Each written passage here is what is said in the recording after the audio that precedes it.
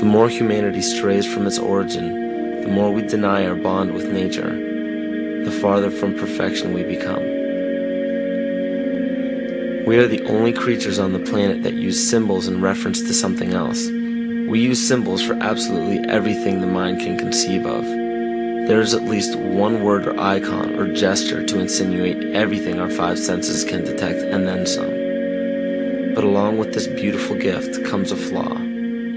Most people are unwilling to seek and create their own interpretations of these symbols. Instead, they blindly submit to preconceived definitions and connotations given by sources unknown.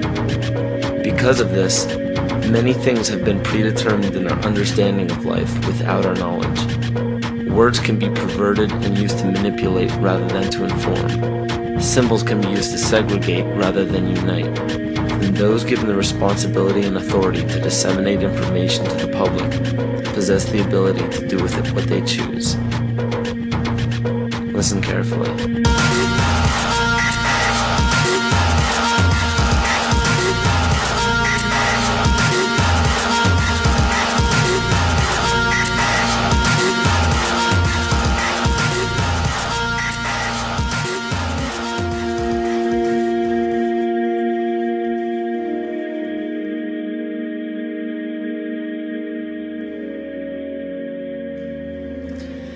Every 26,000 years, our solar system passes through the 12 zodiac signs.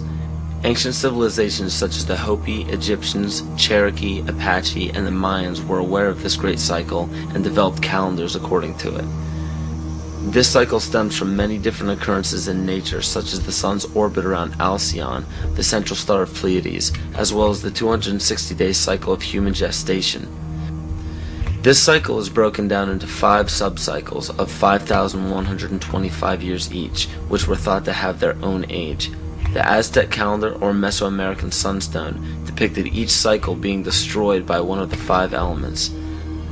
The cycle we are currently in is the age of the 5th sun, 3113 BC to 2012 AD. More precisely, this great cycle ends December 21st, 2012.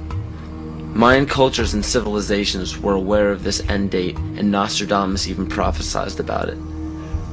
For Earth, which we are currently in now, is also known as the movement, shift, evolution, and consciousness. Living Maya timekeepers proclaim that the Earth has been through fire, earth, air, and water. The final element is ether, or center. The Hopi believe that the 4th world of destruction closes and the 5th world of peace begins on December 21st, 2012. The great cycle is broken down into what the Mayans believe to be 13 Bactans. Earth began its 13th Bactan in 1618, which was known as the triumph of materialism, as well as the time of great forgetting, in the prediction that humanity will lose the awareness of their true bond with nature by means of external possessions. This is where ego and domination became the predominant ambition of the civilized world. Not surprisingly, this time frame was precisely when the worldwide coordination of Pope Gregory XIII forced the 12-month calendar as well as the first mechanical clock onto indigenous peoples. This is what's known as the error in time. Before the inception of the 2 instruments by the Roman Catholic Church, each year was divided into 13 moon cycles with 28 days each. But the most detrimental part of these 2 instruments is the insinuation that time was something external, something inorganic and outside the body that we must watch and obey. The 7th century Mayan prophet Pacalvatan left a powerful message for future generations of evolution. If humanity wishes to save itself from biospheric destruction, it must return to living in natural time. He also foretold of our accelerated technological society and of the damage of our collective divergence from natural law in exchange for material values. Astrology and the studies of the heavens are as old as civilization. Throughout the past several thousand years, new religions have all but replaced the pagan religions of prior years. Man has been so thoroughly fascinated with these objects in the sky that they formed constellations from them and applied stories to them. In Greek mythology, these were personified as the gods. We notice in the structures that still stand to this day that the most ancient of civilizations put forth more wealth, power, time, and effort into the locations of the stars than any other practice. This is commonly written off as simple curiosity. But the truth is becoming clear by the day as we close in on the 0 year of December 21st, 2012. It is a common misconception that the pagan religion is rarely practiced today. In fact, paganism in its evolution is the most widely practiced form of religion. You may ask yourself how this is possible. The answer is hidden in nearly all of our current popular religions. But who would have the power and the desire to integrate a seemingly long-gone religion into such popular opposite denominations?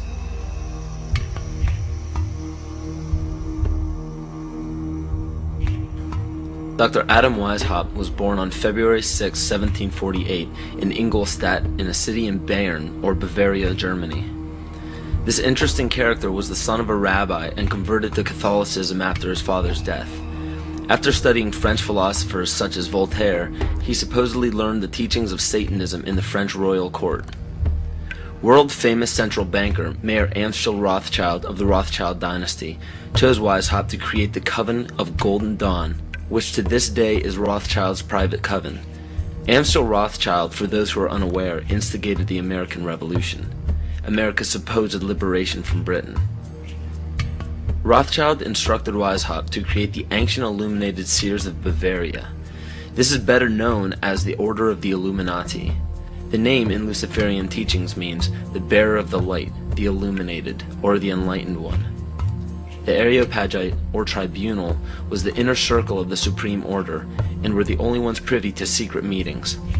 In Nesta Webster's book, The World Revolution, she states, "The art of Illuminism lay in enlisting dupes as well as adepts, and by encouraging dreams of honest visionaries or the schemes of fanatics, by flattering the vanity of ambitious egotists, by working on unbalanced brains, or by playing such passions as greed and power to make men of totally divergent aims serve the secret purpose of the sect. People with money were welcomed but kept oblivious to actual secrets. The purpose is to win power and riches, to undermine secular or religious government, and obtain the masters of the world." The goal of the order was and still is to one day deliver the human race from all religion. Progression through the political and religious hierarchy was obtained by blackmail in the form of bribing people in power with sex from local prostitutes. In the 16th and 17th century, high-ranking officials in political or religious organizations were liable to be sentenced to death for such acts. In 1780, Baron Franz Friedrich Knigge was recruited. He was the most instrumental person in the marriage of the Masons and the Illuminati. This allowed the Illuminati to expand rapidly with the use of Masonic lodges. On August 29, 1781, Congress of Wilhelmsbad declared the alliance official.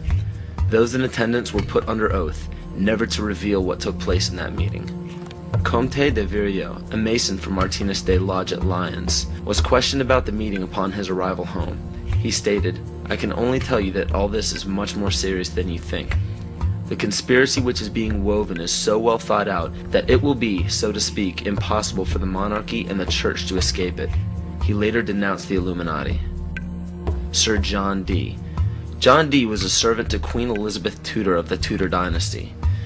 John Dee was the head of the British Secret Service, the MI5. He was also known for the practice of black magic and his affiliation with the occult.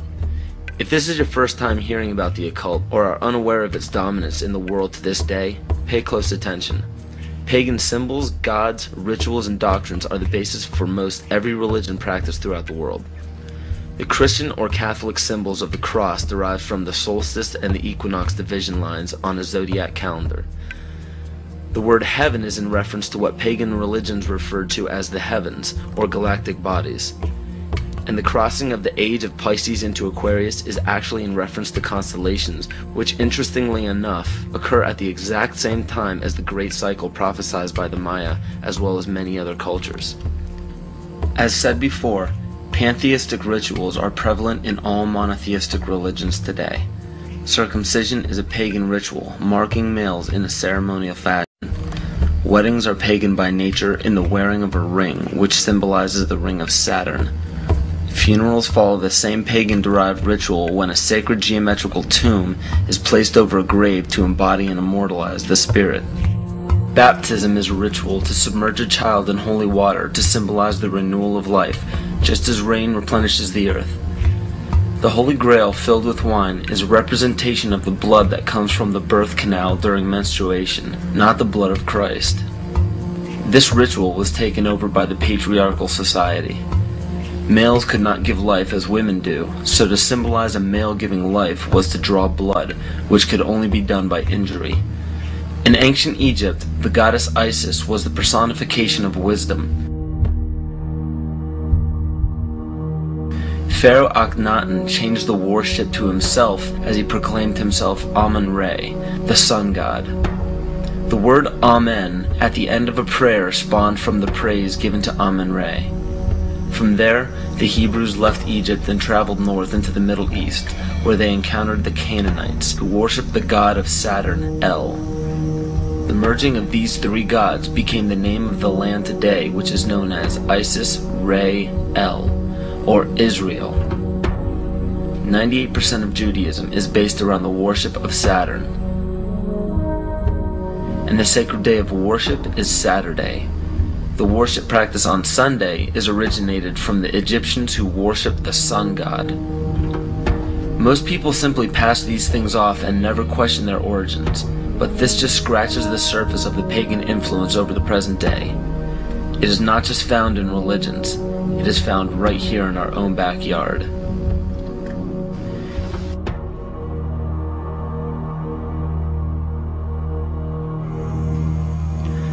On January 22, 1783, Congress ratified a contract stating that all bills of credit emitted, monies borrowed, and debts contracted by or under the authority of Congress before the assembling of the United States in pursuance of the present Confederation shall be deemed and considered a charge against the United States for payment and satisfaction whereof the United States and the public faith are hereby solemnly pledged.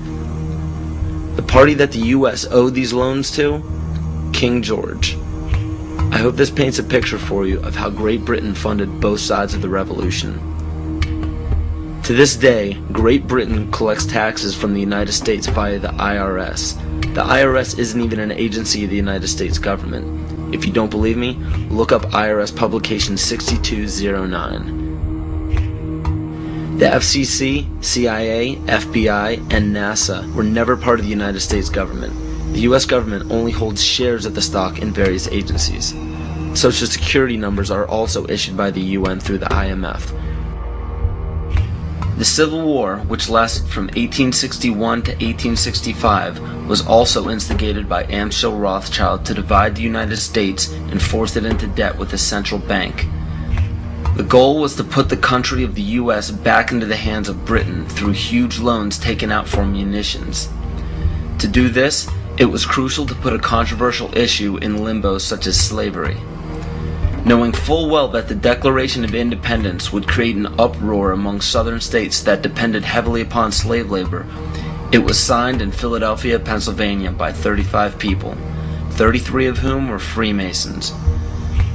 John Brown was a Mason and a Rosicrucian who was brought to power by William Lloyd Garrison and Senator Charles Sumner, both descendants of the Illuminati bloodline. With the help of the New York Times, John Brown was built up to be a hero in the anti-slavery movement. Ulysses S. Grant, former president, was born Hiram S. Grant. This name was given to him by his father, Master Mason Jesse Root Grant. Jesse Root Grant worked for John Brown's father and then went on to work for E.A. Collins, one of the 13 Illuminati bloodlines. Ulysses S. Grant was brought to power rapidly with help from Collins. From April 1861 to May 1864, Grant went from the rank of private to commander-in-chief of the entire Union Army. Once Grant was appointed president, his cabinet consisted of 8 Freemasons, including Alphonso Taft, which was William Taft's father, who was also an ancestor of Bill Clinton. Jonas Mills Bundy was one of the 13 Illuminati bloodlines, who was also the presidential advisor to Grant as well as the next 2 presidents. And cabinet member Columbus Delano was Franklin Delano Roosevelt's grandfather. In November 21, 1933, President Franklin Roosevelt wrote, The real truth of the matter is, as you and I know, that a financial element in the large centers has owned the government ever since the days of Andrew Jackson. Abraham Lincoln's father was A.A. Springs, who was part of the Rothschild dynasty. Lincoln's half-brother worked for Louis Cass Pasteur in the Merovingian dynasty, which was the 13th Illuminati bloodline. Pasteur also owned Jekyll Island, which was where the Federal Reserve Bank was created. In the mid-1800s, Abraham Lincoln and the Whigs were trying desperately to keep Andrew Jackson from establishing a gold standard called the independent treasury system. Lincoln and his party fought to set up a central bank, making such public speeches as, "Under a gold and silver standard, all will suffer more or less, and very many will lose everything that renders life desirable." This statement resounds elements of scare tactics in this speech and other speeches on the matter given by Abraham Lincoln. They give no real evidence or explanation. In the early 1900s, after a failed attempt for Woodrow Wilson to set up what was called the League of Nations following World War I, Wilson and his advisor, Colonel House, set up the Institute of International Affairs. This institute had two branches. One set up in England called the Royal Institute of International Affairs, and the Council on Foreign Relations was incorporated as the American branch in New York on July 29, 1921. Founding members include Colonel House, J.P. Morgan, John D. Rockefeller, and a few others. A national income tax was declared unconstitutional in 1895 by the Supreme Court, but a constitutional amendment was proposed in Congress by Senator Nelson Aldrich. This makes much more sense when you notice that Nelson Aldrich was also known as being the authentic voice of J.P. Morgan and later married into the Rockefeller family. Today, 27 to 35% of American workers' pay is taxed, and this money goes to a central bank called the Federal Reserve, or the Fed. For those of you who are unaware of the Federal Reserve Bank and what it is capable of, it is a non-government-owned bank that provides the U.S. with all of its currency. They control the inflation rate by the amount of money in circulation. Yet the most amazing aspect of the central bank is the suspension of specie payments, in which the Fed can refuse to pay their obligations, yet taxpayers must pay their debts or go bankrupt. In other words, the suspension of specie payments is the central bank's right to breach a contract with no penalty whatsoever. In even simpler terms, it's called theft. How is it that the Fed is allowed to breach any contract they wish without penalty from the government? The answer is simple. The Federal Reserve Bank has power over the government instead of under it. Carroll Quigley, Bill Clinton's mentor while at Georgetown University, wrote of central banks, "They want nothing less than to create a world system of financial control in private hands, able to dominate the political system of each country and the economy of the world as a whole, controlled in a feudalist fashion by the central banks of the world acting in concert, by secret agreements arrived at in frequent private meetings and conferences." It is important to note that nearly all of the founders of the Federal Reserve Bank were involved in the conception of the Council on Foreign Relations. Since 1934, when the Fed was established, almost every United States Secretary of State, all Secretaries of War or Defense since Henry L. Stimson, almost every head of CIA since Allen Dulles, nearly all presidential candidates, Dwight D. Eisenhower, JFK, Richard Nixon, and Bill Clinton were members of the CFR. George Bush Sr. was actually the CFR director from 1977 to 1979. Understand that all of these high-ranking government positions were lobbied into place by the organizations set up by the international banking cartel. There are secret meetings held everywhere by many of the same members in the Trilateral Commission, the Bilderberg Group, the Club of Rome, the United Nations, and the two branches of the Institute of International Affairs. These groups make up what is known as the Round Table, developed by Cecil Rhodes. Other offshoots or preliminary groups are the Bohemian Group and Yale University's Skull and Bones organization, which we all know George W. Bush, George Bush Sr., and John Kerry were all a part of. Most every meeting by these groups are attended by the most powerful government officials, corporate leaders, media moguls, and royal families in the world. These meetings are held in secret and not a word of them reaches the mainstream media. How is it that so many powerful people can attend meetings alongside the mainstream media and not a mention of it makes it to the public? This all may start making more sense when you start understanding that common citizens aren't meant to know what is happening at the top. Is there any dispute that to gain power in our day and age, it takes strategy and intelligence rather than brute force? Logic will tell you that in any sport or game, to claim victory, you must keep your moves strategic and secret. Why would it be any different in global politics?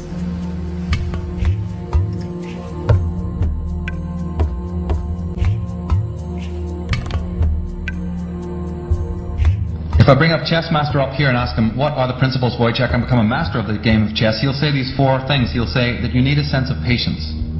Now, if you don't have patience, don't even try to begin the game to learn it. He'll say you need a sense of timing. If you don't have a sense of timing, don't open the book. You have to have knowledge of your opponent, right?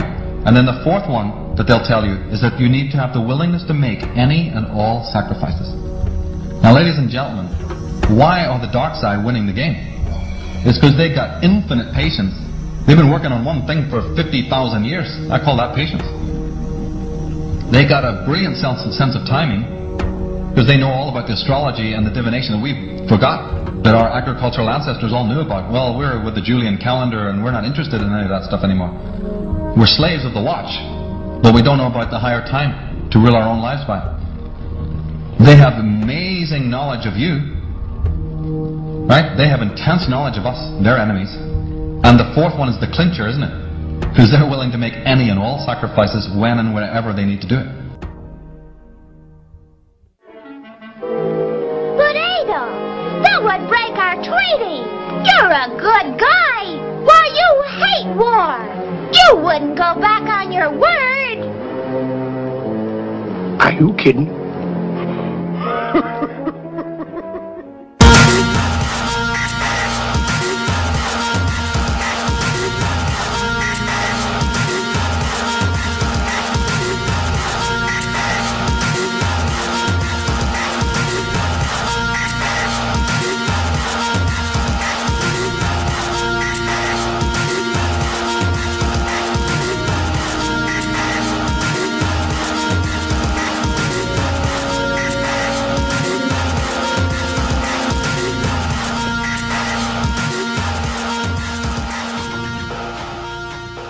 George W. Bush is a direct descendant of Godfrey de Bouillon. The Bouillons were servants of Pope Gregory VII and led the European noblemen into the crusade in order to recapture Jerusalem from the Islamic faith.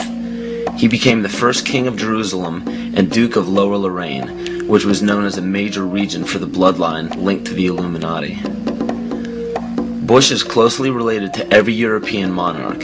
He is the 13th cousin of Queen Elizabeth and Prince Charles. He also has kinship with every member of the British royal family, the House of Windsor. The House of Windsor is known for abandoning their German names after World War I due to criticism of the people. A lesser-known fact about the House of Windsor, however, is the heavy funding contribution to bring Adolf Hitler to power in the rise of World War II. The swastika is actually a symbol of the sun, referencing to the sun order of the occult. The word Nazi is actually Nazi, one of the Anunnaki children of Mother Goddess Ninharsag in the Sumerian texts. And even the word Holocaust is actually Yiddish for burn, sacrifice, offering. Heinrich Himmler was the commander of the SS and one of the most powerful men in Nazi Germany. Himmler was a seventh-ray occultist and was very influenced by the book Astara by George Luns, who was an Austrian mystic. This occult book mapped out the plan for a cleansing of ethnicities and bringing about one race, and to revive the ancient tradition of the Knights Templar of the Middle Ages. The Knights Templar were a group largely killed off by the French monarchy. The remaining Templar created many Masonic orders and secret societies throughout Europe, from which the Illuminati is believed to have originated. It's important to note as well that the Bush family's ancestor, Godfrey de Bouillon, was a Holy Templar himself. To this day, every single United States president, with no exception, has a direct bloodline relation to British monarchs. And on December 20th, 1993, George Herbert Walker Bush was knighted by the Queen of England as a Knight Grand Cross of the Most Honorable Order of the Bath for his leadership in the Gulf War. Does it strike you as odd that our president, our leader, kneeled before the Queen of England in a ceremony that symbolizes allegiance? So what does this all mean? It simply means that throughout every major civilization, political power has remained in a select few bloodlines, and it is desperately held in the same manner today. It is openly admitted to the public that major leaders worldwide are part of secret fraternal orders or secret meetings. But what is not disclosed to the public is the purpose of these meetings. So let me spell this out for you. The major leaders from around the world are part of a united effort to remain in power forever. To do so, the people are lured into the trap of perpetual debt, making it impossible to be repaid by the people. So in turn, all property and assets will be repossessed by the debtor. For those of you who are unaware what it means when a government owns everything of yours, it's called socialism. All of this is part of an ultimate goal of the mystery religions. The mystery religion is the paganism we've been talking about all along, but the pagan religions known to the public today are nowhere near as involved as the mystery religion. It is much less confusing than you think. Try to imagine this practice as less of a religion and more of an ambition. The ambition is to reach enlightenment. There is no superhuman intelligence or fantasy involved in this. The gifts of God are very simple. Omnipresence. The power of one being or consciousness to be everywhere at once.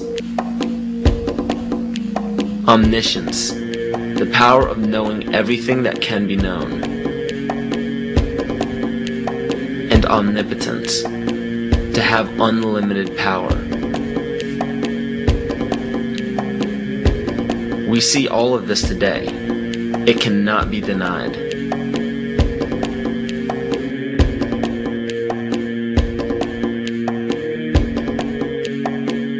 If you still don't believe that the mystery religion is present today, just look around you.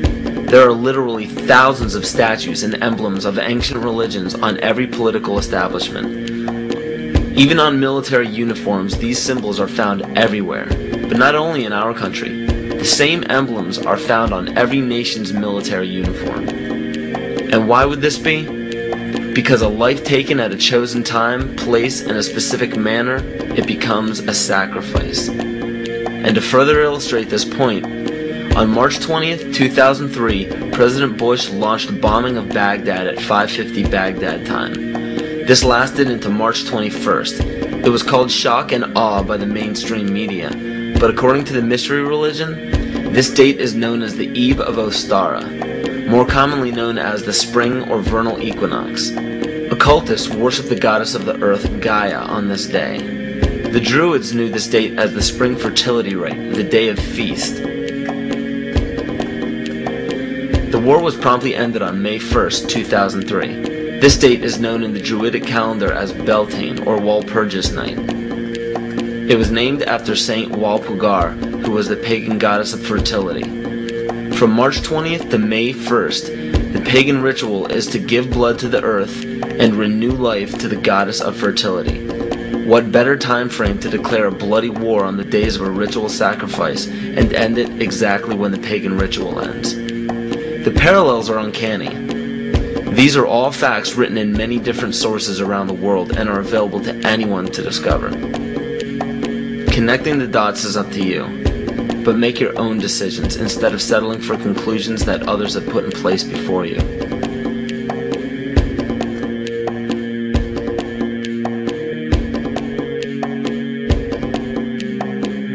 The right answers are what you decide are the right answers. Maybe everything I'm telling you is wrong. I mean, I can tell you what I think happens to be more or less right, but there isn't any reason why you should pay any attention to it.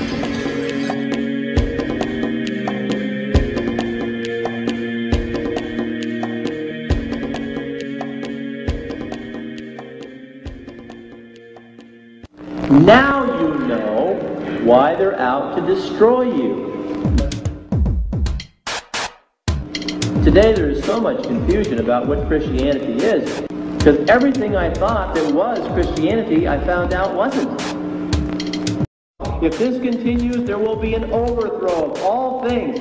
Yea, this change and overthrow is deliberately planned. There is nothing going on today in the United States of America by accident. Nothing. There is nothing going on in the Catholic Church today that's happening by accident. They were acting on an ancient hope that is meant to be fulfilled. If you understand esoteric writing, what you do is you try to confuse so the common people like you will not understand what's said. So you take an idea and you put it at the beginning and the end of the sentence, and then you intersperse all sorts of things in the middle to confuse common people like you. And it all goes back to these ancient times and tapping into the mystery religions. The occult is in total working control of America today, and that is why we're at war in the Middle East. What is it all about? It is part of the continuing world revolution. It is part of the move to bring about World War III and ultimately then the one world order and the new world religion.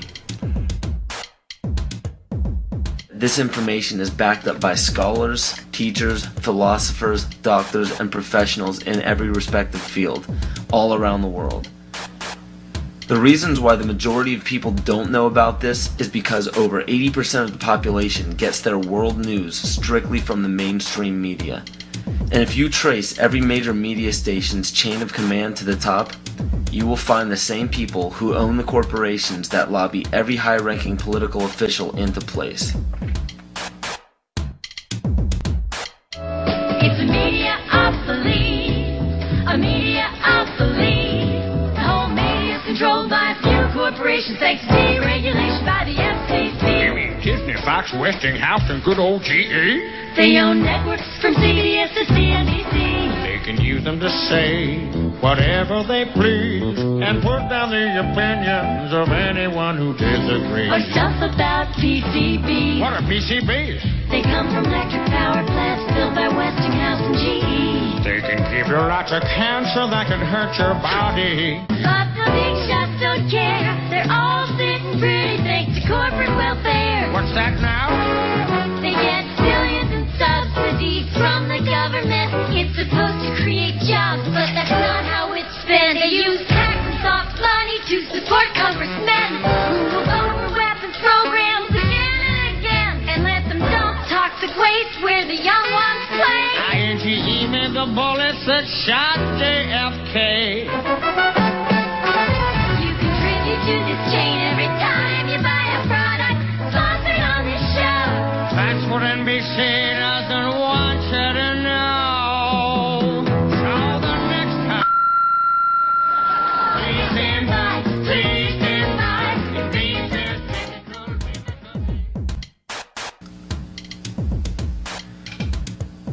And for those of you who are unaware of this one world government and one world religion, I challenge you to do an internet search on the New World Order. You will be overwhelmed by the amount of people trying to get the word out to the masses. This exemplifies the findings that 87% of the population formulates their belief structure according to other people's ideas. Only 13% formulate their beliefs on logic and evaluation. And sadly, the two greatest factors that lead to the ignorance of the public are as follows. You support the mission from here? How brave you are! Real careful as you march towards that Capitol building. Be real careful for who you think is in there waiting to help you. Be real careful.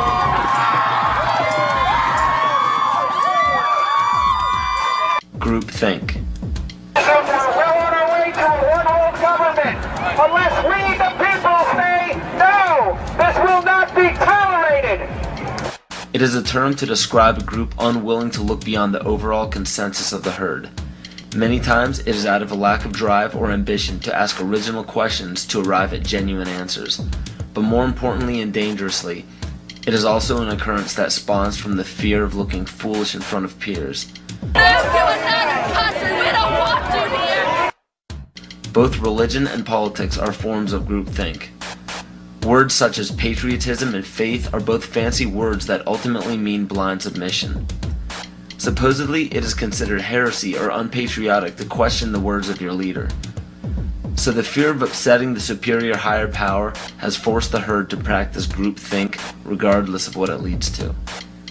And one of the greatest examples of groupthink is the stigma given to conspiracy theories. The phrase conspiracy theory gives a distinct impression to the average person. The JFK assassination, Area 51, Roswell, government cover-ups, strange disappearances. These subjects probably sound a bit too fantasy for the average person, and it's quite understandable. They're supposed to sound made up. Throughout the mistranslation of time and embellishment of these stories, facts were added or omitted. Some may be true and some may be false, but one thing is for sure. If a global secret needed to remain hidden yet began emerging among the public, the best cover-up is to embellish or alter the story until it sounds ludicrous. So what happens when the secret involves the government and the government has intimate ties to the mainstream media, and the mainstream media, as said before, has been proven to sway at least 80% of the public's opinion? The logic is undeniable. Media in every form is put in place to make people feel stupid for even keeping an open mind towards conspiracy theories. Movies, books, fairy tales, and folklore are all tools to make the average person feel insane for supporting or believing in a conspiracy. And why shouldn't they? Our leaders have no problems telling us not to investigate or believe in these theories.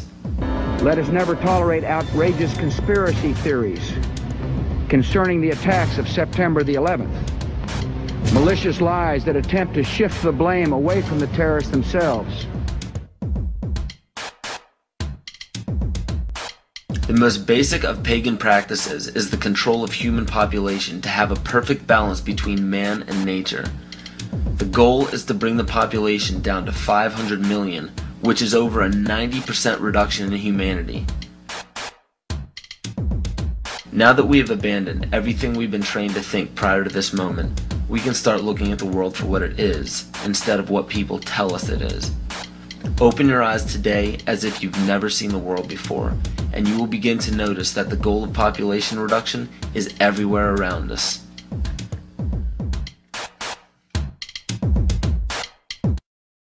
Let me assure you that absolutely nothing that I'm going to tell you is exaggerated, is interpolated, or is imagined. Everything I'm going to tell you is documented.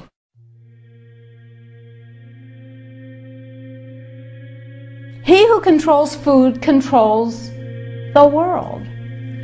Well, they said in 1962, we're going to work toward total global implementation of Codex Alimentarius on December 31st, 2009.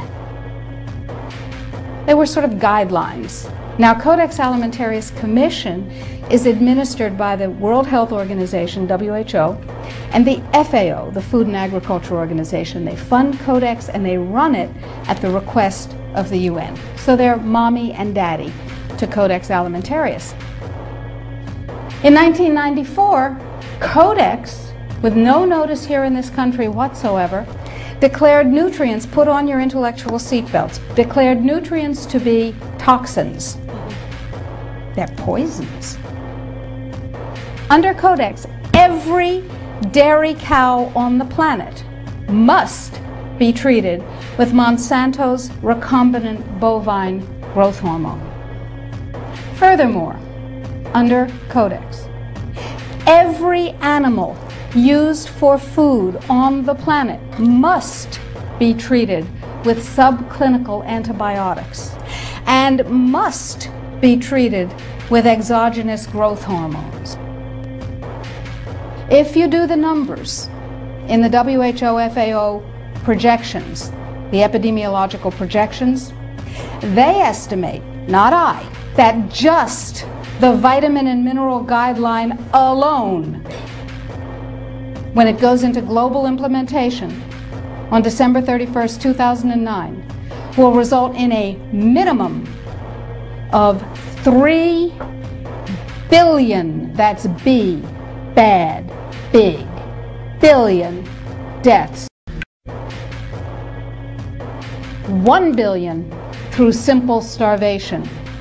Those folks who die are not particularly economically successful from the point of view of the corporations. But the next 2 billion, they will die from the preventable diseases of undernutrition. Who will live? probably those people who are wealthy enough and powerful enough to have their own pushers of clean food and nutrients. So we need your help, because the United States leadership is what's going to literally save the population of the planet. The UN has put out dozens of public documents where they're calling for an 80% world population reduction. In fact, at the Beijing Women's Conference, the World Conference, back in 1997, the head of the UN Food Program said, "We will use food as a weapon against the people."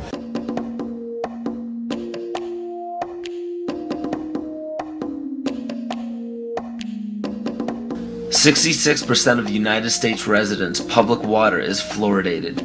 It is known to have tremendous effects on bone cancer, joint problems, bone weakness, lowered estrogen and testosterone levels, and dental fluorosis, which is yellowing of the teeth and pitting in the enamel.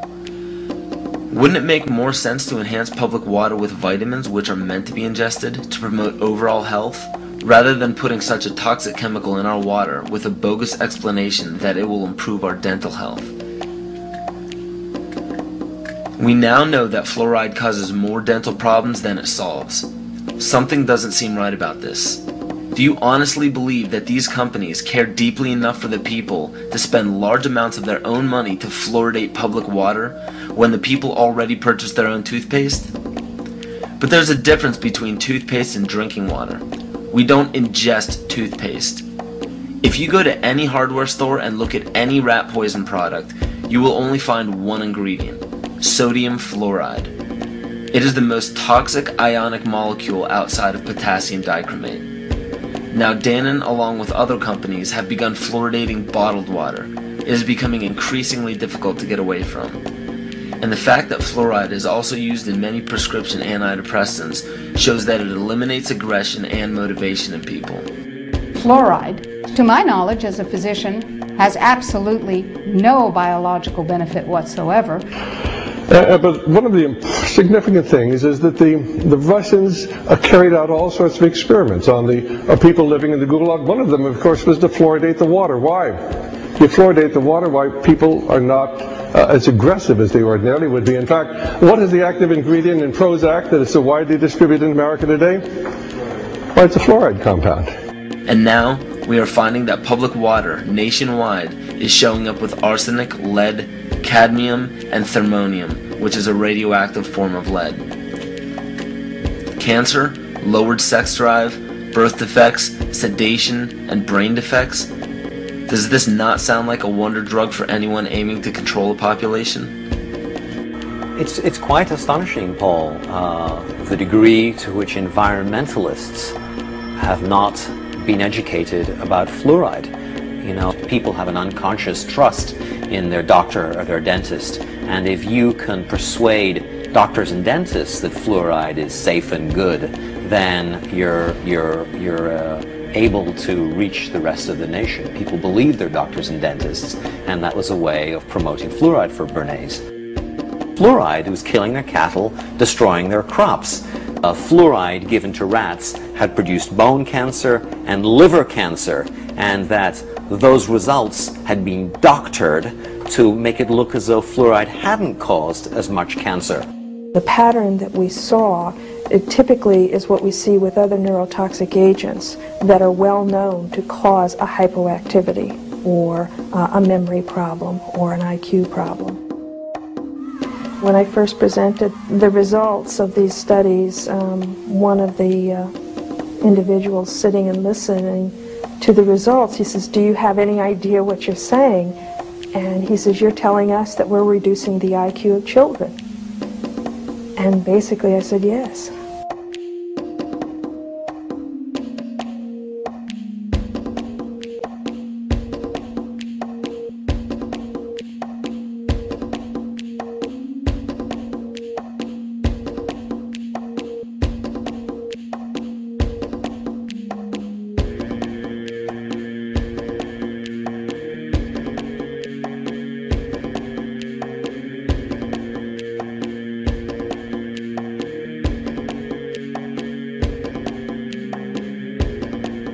Aspartame. the artificial sweetener found in almost every low-sugar or sugar-free product on the market. First of all, aspartame is made up of three things: methanol, which of course is what produces blindness, aspartic acid, and phenylalanine. These are all poisons. Aspartic acid, of course, produces brain lesions. This was known back in the early 1970s. Methanol produces blindness. Phenylalanine is what you see in the brain, and in high dosage it produces trauma. We're not making this all up. The FDA did publish back in, I think it was the 80s, they did publish the 92 potential side effects of aspartame. And they do, these side effects are quite, are extremely serious. Things like dizziness, problems with balance, abdominal pain and cramps, changes in vision, seizures and convulsions, etc., etc. So the nervous system seems to be one of the areas that's most affected. So we see people have difficulty thinking. They feel like they're walking around in a cloud or a fog.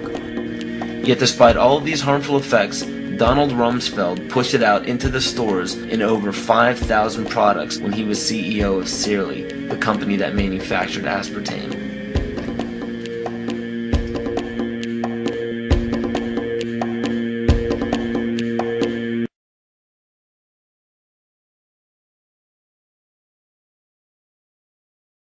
The sustainable goal is the elimination of the middle class.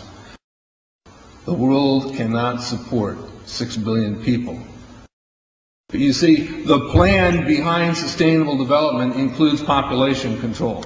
It's a program for land use control, education control, and population control. The leaders of the sustainable movement say that the world's human population should not exceed 500 million people. That's a 93% reduction of today's population levels. In 1992, while the Rio conference was going on, George Bush, then president, was there. He was just offshore in Prince Charles's yacht, where he executed the Agenda 21 protocols on behalf of the United States and brought it back to Washington, D.C. Within a year, Bill Clinton, by executive order, established the President's Council for Sustainable Development. In 1996, Bill Clinton set up the President's Council on Sustainable Development. One of the dictates of Agenda 21 is that every country in the world is to set up a national council to oversee the implementation of Agenda 21. I've listened to Gorbachev explain, we are writing a new set of 10 or 15 commandments to replace the original 10. Which one of the 10 do you think these guys don't like? Thou shalt not lie, thou shalt not steal, thou shalt not covet. Because I'll tell you what, these people have lied to us. They're in the process of stealing all of this nation's natural resources, and they covet everything you have left.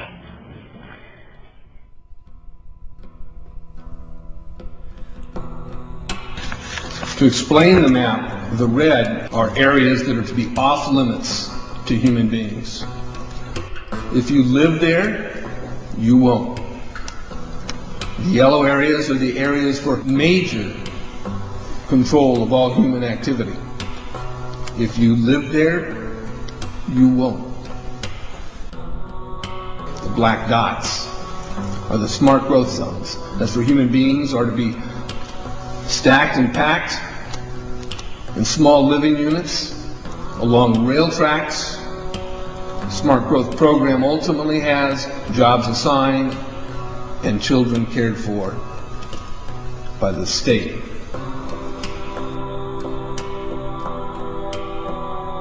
And in conjunction with Codex Alimentarius, food will be limited and water consumption will be decreased to 10 gallons per day per person. That is over a 90% reduction in people's average daily water consumption. And along with shortages of food and water, the food we will be provided with will be genetically manipulated and nutrient deficient. Genetic manipulation of food causes complications in metabolizing and utilizing food for energy. In June of 2003, scientists reported that the gene sequence of the inserted genes into crops had actually changed their order, that had re-scrambled. So the genetic inserts are not stable.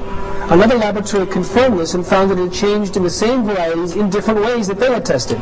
So not only is it unstable and changing, it's not even uniform in the way it's changing. This is incredibly dangerous.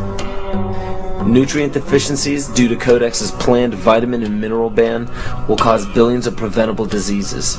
Both of these will ultimately lead to billions of deaths. The question is then, how do they do it?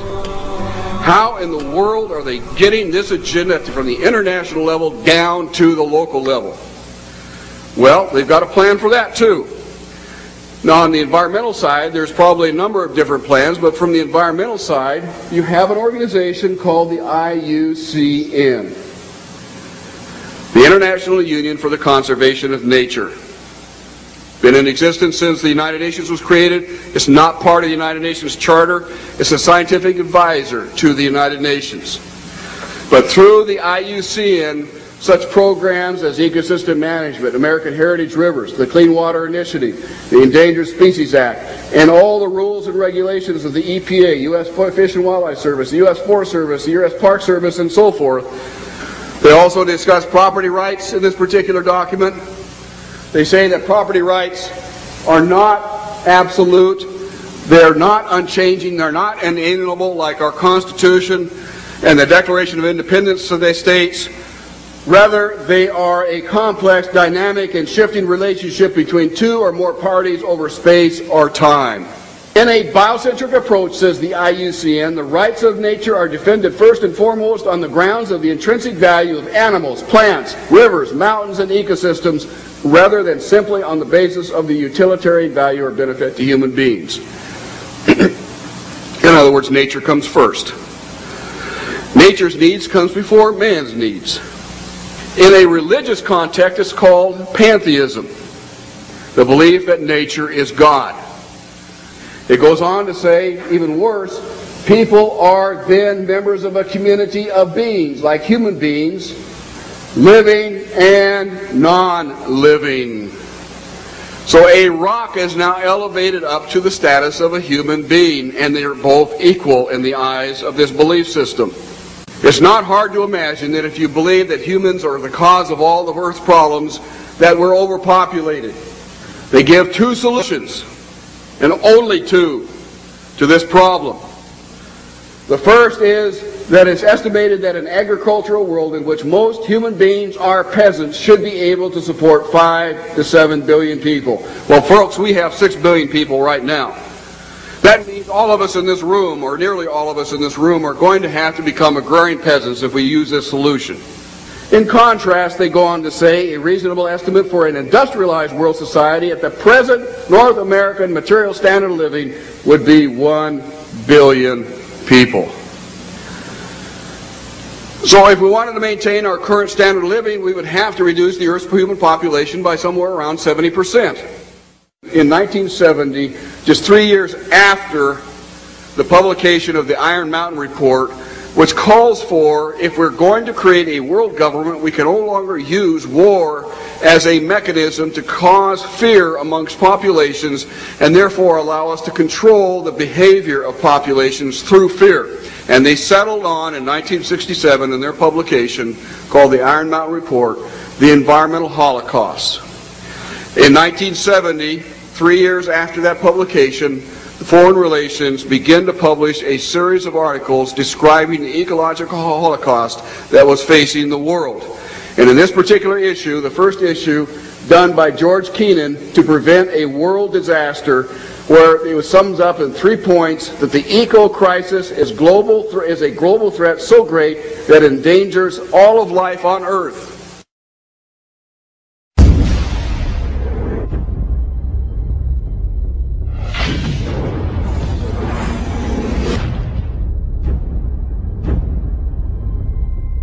Look at the 10 hottest years ever measured. They've all occurred in the last 14 years. And the hottest of all was 2005. We are causing global warming. This is really not a political issue so much as a moral issue. The temperature increases are taking place all over the world, and that's causing stronger storms. Is it possible that we should prepare against other threats besides terrorists? The Arctic is experiencing faster melting. If this were to go, sea level worldwide would go up 20 feet. This is what would happen in Florida.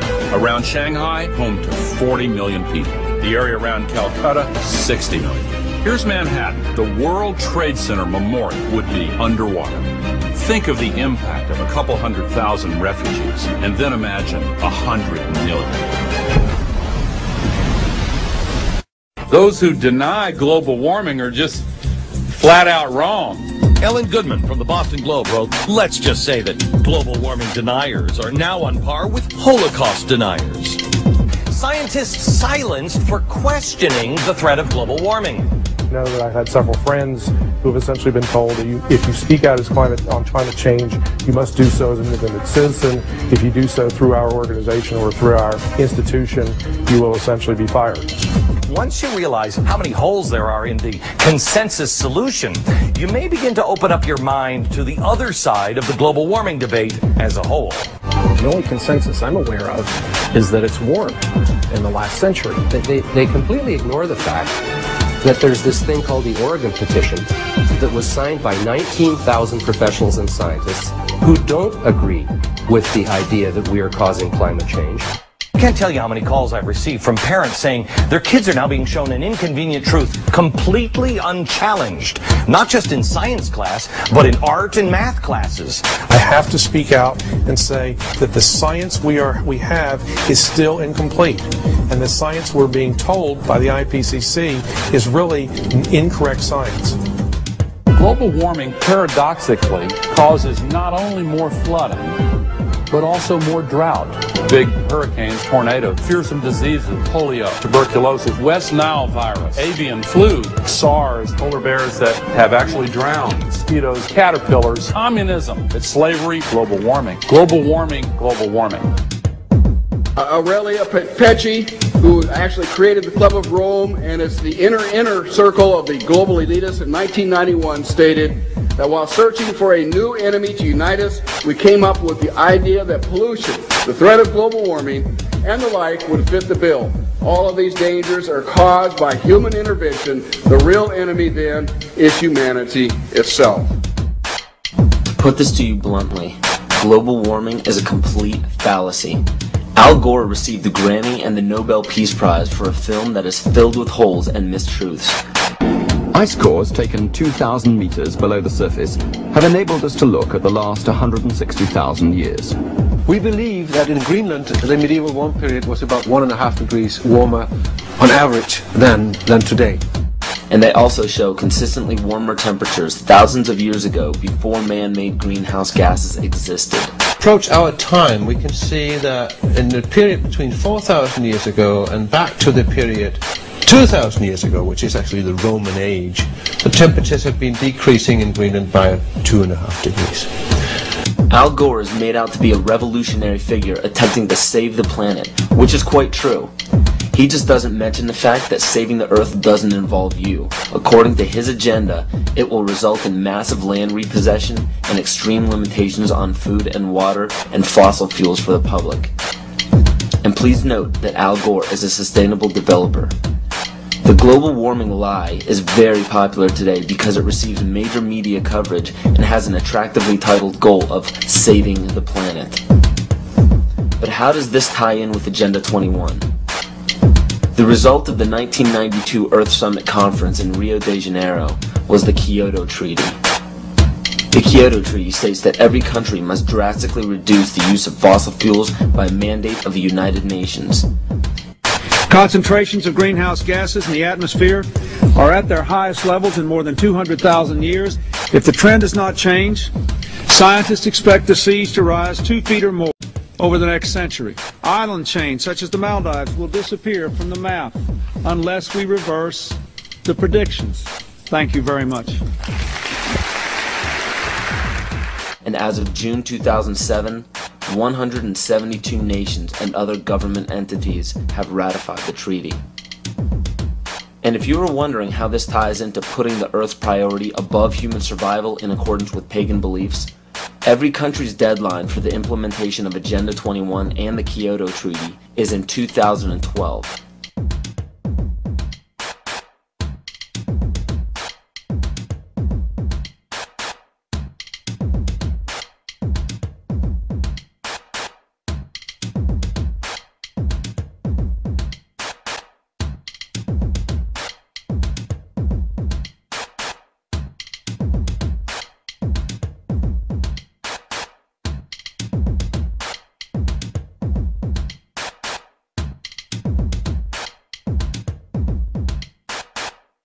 And if this wasn't enough, when the Pentagon was damaged in 9/11, they set a goal to have a completely new and improved Pentagon in December of 2012. So Codex Alimentarius goes into effect at the end of 2009, which gives it 3 years for the Codex regulations on food to create billions of preventable diseases and deaths. When citizens of every nation are dying of starvation and diseases and fear for their lives because of global warming and major catastrophes, they will do what the public has been proven to do in times of great peril. They will beg for their government to step in and do something. How are they going to get you to join the new economy? They're going to say, we have a solution. You see, one of the tricks of the Illuminati is they create a problem and then they provide the solution when you beg them to. And pray tell, what will the United Nations suggest when there's a global problem? They will demand a global government, a new world order, exactly as the Maya, Hopi, Kali Yuga, and many other pagan civilizations prophesized. By 2012, the Kyoto Treaty, Agenda 21, Codex Alimentarius, and the new Pentagon will be fully operational to enforce a new world order. And the new world religion is obvious. We will all worship the earth, Gaia, the mother goddess we saved from extinction from global warming.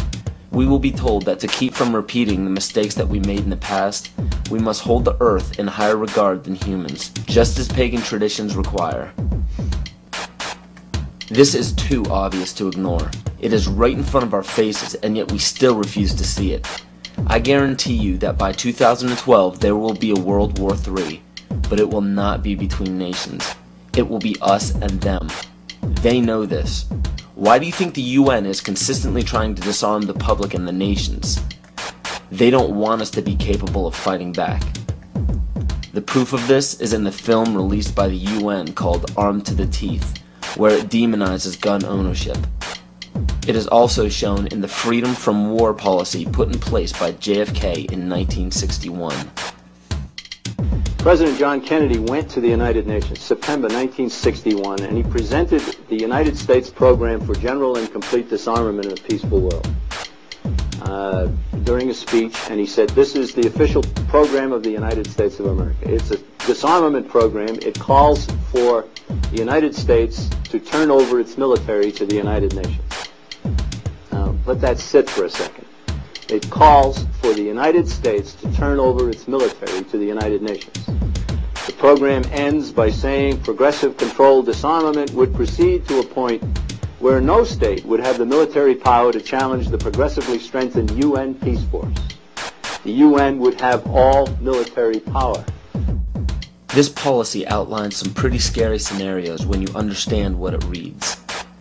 It calls for the disbanding of all national armed forces and the prohibition of their reestablishment in any form whatsoever other than those required to preserve internal order and for contributions to a United Nations peace force. This clearly shows that the UN is calling for all military power to be under their control. Inspection and verification must establish both that nations carry out scheduled limitation or reductions and that they do not retain armed forces and armaments in excess of those permitted at any stage of the disarmament process. Strategic delivery vehicles will be reduced, arms and armed forces will be reduced, and all the while, UN peacekeeping powers would be strengthened. A UN Peace Observation Group would be available to investigate any situation which might constitute a threat to or a breach of the peace. establishing of a permanent international peace force within the United Nations, and depending on the findings of an experts commission, a halt in the production of chemical, bacteriological, and radiological weapons, and a reduction of the existing stocks or their conversion to peaceful uses. Peaceful uses of biological, chemical, and radiological weapons? Do you see how they are perverting the word peace and making this policy sound unilaterally good? There is no other way to read this publication. It clearly states that all nations will hand over their military forces to a global United Nations military.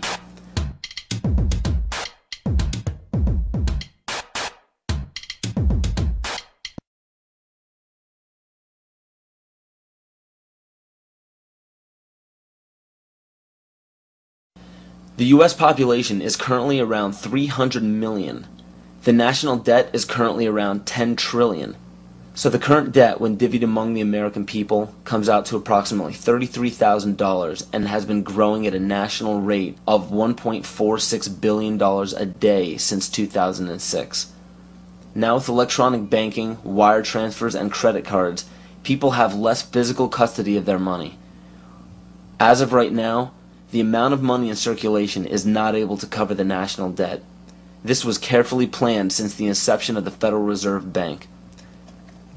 And the next planned step by the elite is already in play. George Bush signed a bill implementing the North American Union. President Bush signed a formal agreement that will end the United States as we know it. And he took the step without approval from either the U.S. Congress or the people of the United States. I think one thing people who are dollar-based need to focus on is the Amero. That's the one thing that nobody's talking about that I think is going to have a big impact on everybody's life in Canada, the U.S., and Mexico. The Amero is the proposed new currency for the North American community, which is being developed right now between Canada, the U.S., and Mexico to make a borderless community, much like the EU, and the dollar, Canadian dollar, U.S. dollar, and the Mexican peso replaced by the Amero. You see, the domination of government by business is called fascism. And I'm kind of wondering how many people know what NAFTA is, the North American Free Trade Agreement, because under Chapter 11 of the NAFTA agreement, NAFTA tribunals trump all U.S. law if it conflicts with either A, World Bank's International Center for the Settlement of Investment Disputes, or B, UN Commission for International Trade Law. Now, that sounds scary enough, but when you understand what that reads, it also gives the power to violate the First and Second Amendment, which is saying, bye-bye to the Constitution. This will weaken national sovereignty and bankrupt the dollar we use now. After this happens, the Fed will call in all debts. When the debts cannot be repaid by the people, assets will be seized. And by this, I mean absolutely everything you own, including your property, your home, your vehicle, your furniture, and the clothes on your back. This plan is already in progress. And when it takes place, you will literally be owned by the Federal Reserve Bank. This is how Agenda 21 will be implemented. The seized land will be given back to nature, and the people will be placed in smart growth megacities.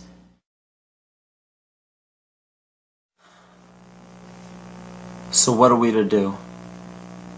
There is an overabundance of information out there for anyone to see pertaining to why this situation seems so hopeless and out of our control.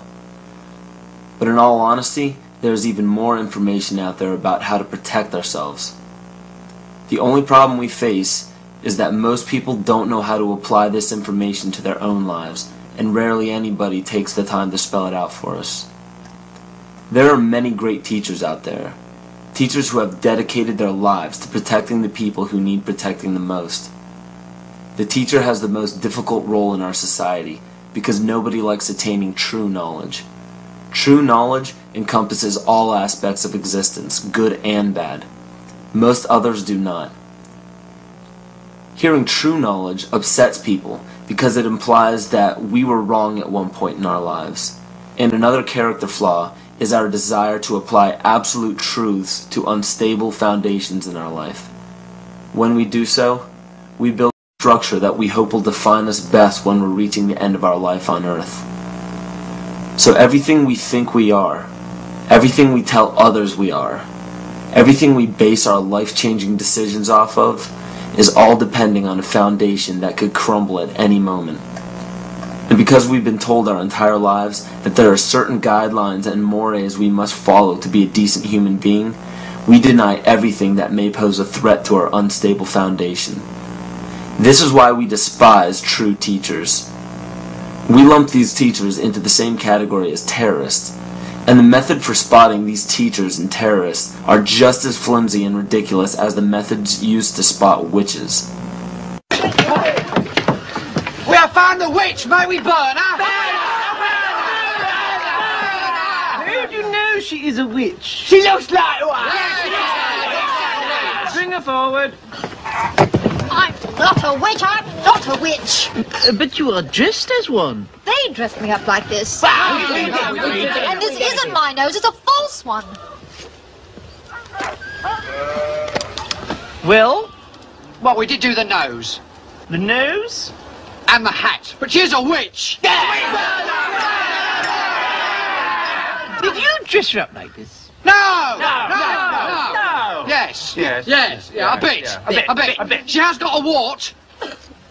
What makes you think she's a witch? Well, she turned me into a newt. A newt?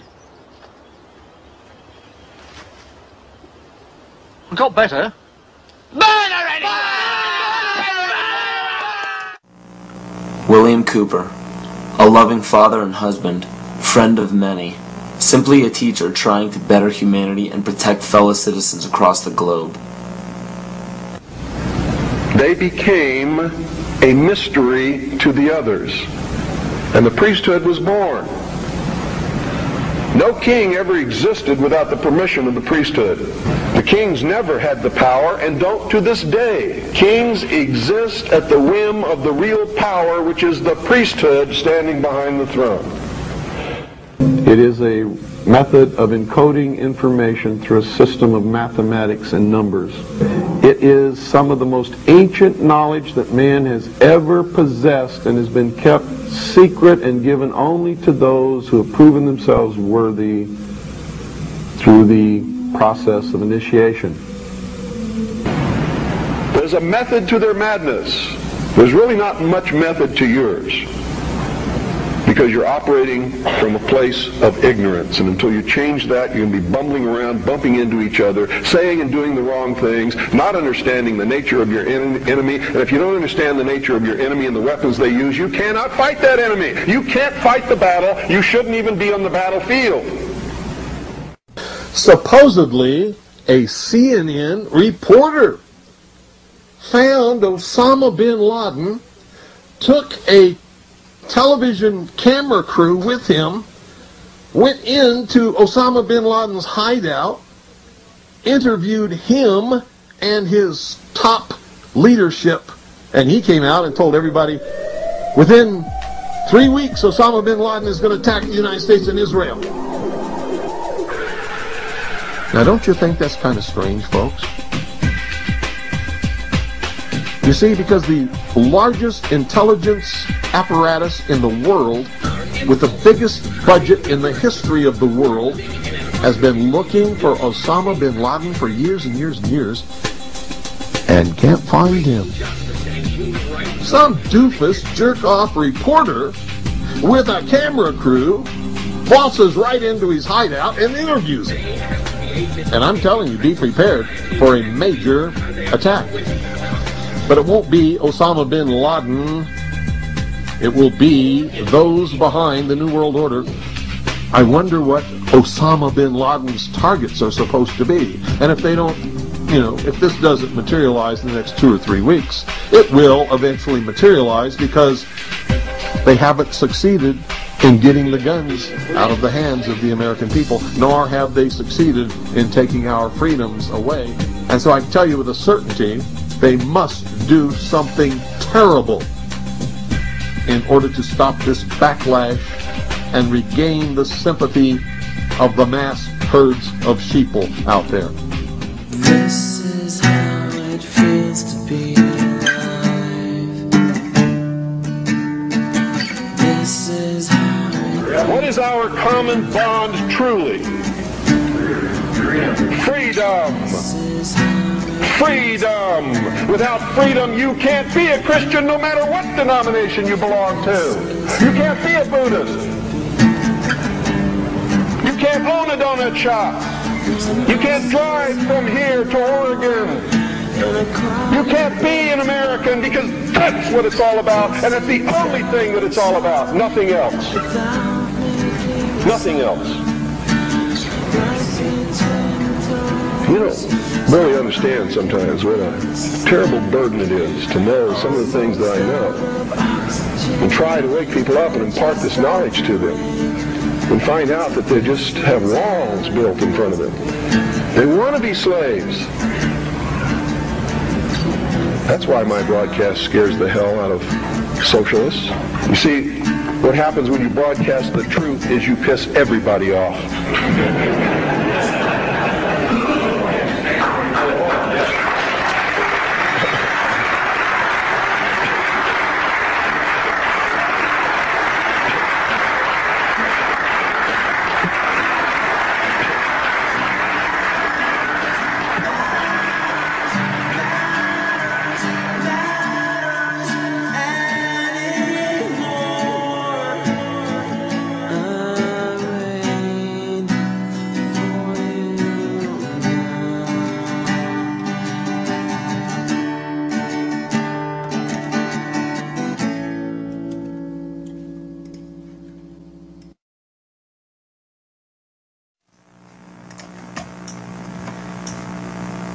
I maintain that the only true salvation from any oppression or enslavement is self-empowerment, knowledge, consciousness. This is true rebellion. Don't get caught up in the 87% of people who follow the leader. People who think that they are rebels because they denounce authority simply because it's the latest fashion. Don't march the streets claiming that you are the enlightened one because you read a book or saw a film that gave you a glimpse into an uncommon knowledge. Don't scream phrases into a megaphone that you borrowed from another person's research. And don't proclaim yourself an original thinker because you belong to a group that represents an unpopular belief. Those are all examples of the other side of the coin of groupthink, leading a false rebellion. False rebellion is dangerous because it gives the illusion that you are free and thinking for yourself. A true rebellion, a true revolution, begins when you quit following and start leading. And those who end up following you should be taught by you to quit following you and start leading. And the only way to lead successfully is by fully understanding your rights as a human being on this planet. We have very powerful tools on our side called the Bill of Rights and the Constitution. These documents state that no government can deprive us of our natural rights. So how is it happening? You must understand that the elite group controlling our government, our educational system, agriculture, and media are also in control of our free enterprise. Free enterprise is our economic system or our means of production, privately owned and operated for personal benefit. Free enterprise cannot legally be taxed unless it volunteers itself. The reason why income tax seems inescapable is because most every job on the planet requires you to sign a number of documents with fancy wording stating that you are agreeing to be a representative of a corporation or entity. What all of this means is simply that when you sign working papers, which are required by pretty much every employer that you apply to, you are waiving your rights as a natural person protected under the Constitution and agreeing to represent an artificial person that is not protected under the Constitution. It's difficult to avoid because if you do not sign the document waiving your rights, you won't get the job. So why does every employer voluntarily pay taxes, which leads to the requirement of those documents? Because without doing so, the business loses all state and federal benefits provided to private or commercial business. And furthermore, most people simply accept the mistruth that income tax is required by law without investigating it. When your name is presented on a document with the first letter of your first and last name capitalized, it represents capitis diminutia minima, which occurs when a man's family relations alone were changed. It's a minimal loss of rights. When your last name appears in capital letters, it represents capitis diminutia media, which occurs when a man loses his rights of citizenship but not his rights to liberty. This means you can be fined and penalized but not enslaved or imprisoned. But when your entire name is capitalized on any document, it represents capitis diminutia maxima, which states that a man's condition changes from freedom to bondage. All rights of citizenship and family rights are surrendered. This means you can be fined, imprisoned, and enslaved in any amount for any duration at the whim of the state's suggestion. But it is important to note that if you do not legally bind yourself to these documents stating that you waive your rights and represent a corporation, you do not have to attend any court.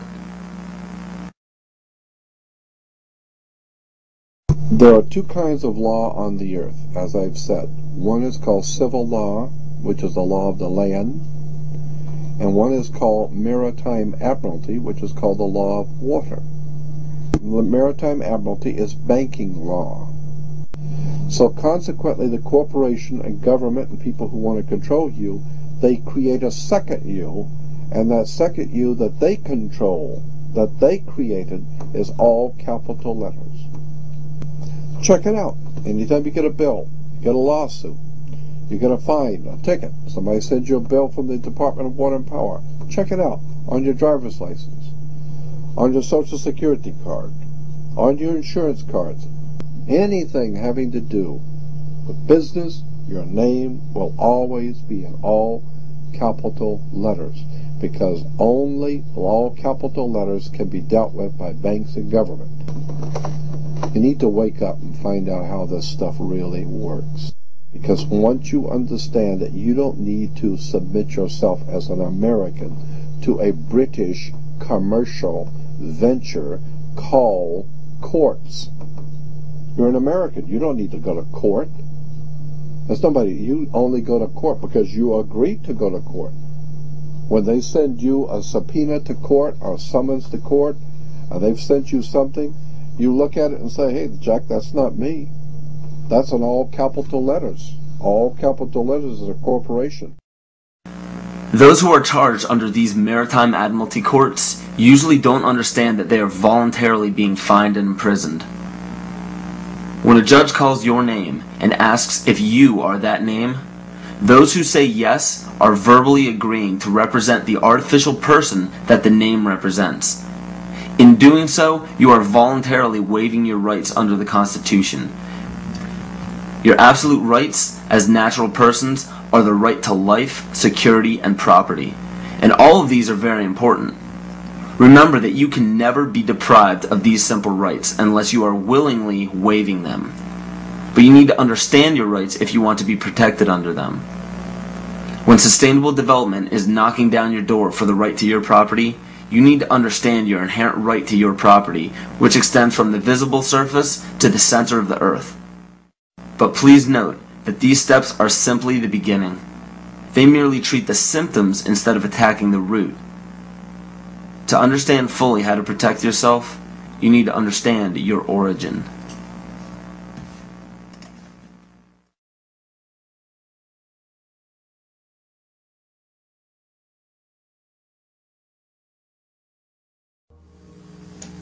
The true history of this planet has been stifled from the top down. Since the inception of monotheism and the ridicule as well as outlaw in specific cultures of all pagan religions and practices, a lie has been forced upon all civilizations. You have to wonder why powerful empires were threatened enough by paganism to make the practice of such religions punishable by death. This threat didn't end during the Roman Empire. Take a look at how the founders of America, by mandate of Great Britain, wiped out Native American tribes indiscriminately. Great Britain has also shown some of the most brutal forms of genocide in Africa, India, New Zealand, New Guinea, and many other locations in which pagan tribes still existed. East Timor suffered from one of the most brutal genocides in all of history and was fueled by the United Nations and the United States funding during the Carter administration. Ford and Kissinger visited Jakarta, I think it was December 5th. We know that they had requested that Indonesia delay the invasion until after they left because it would be too embarrassing. And within hours, I think, after they left, the invasion took place on December 7th. What happened on December 7th in 1975 is just one of the great great evil deeds of history. Early in the morning, bombs began dropping on Dili. The number of troops that invaded Dili that day almost outnumbered the entire population of the town. And for 2 or 3 weeks, they just killed people.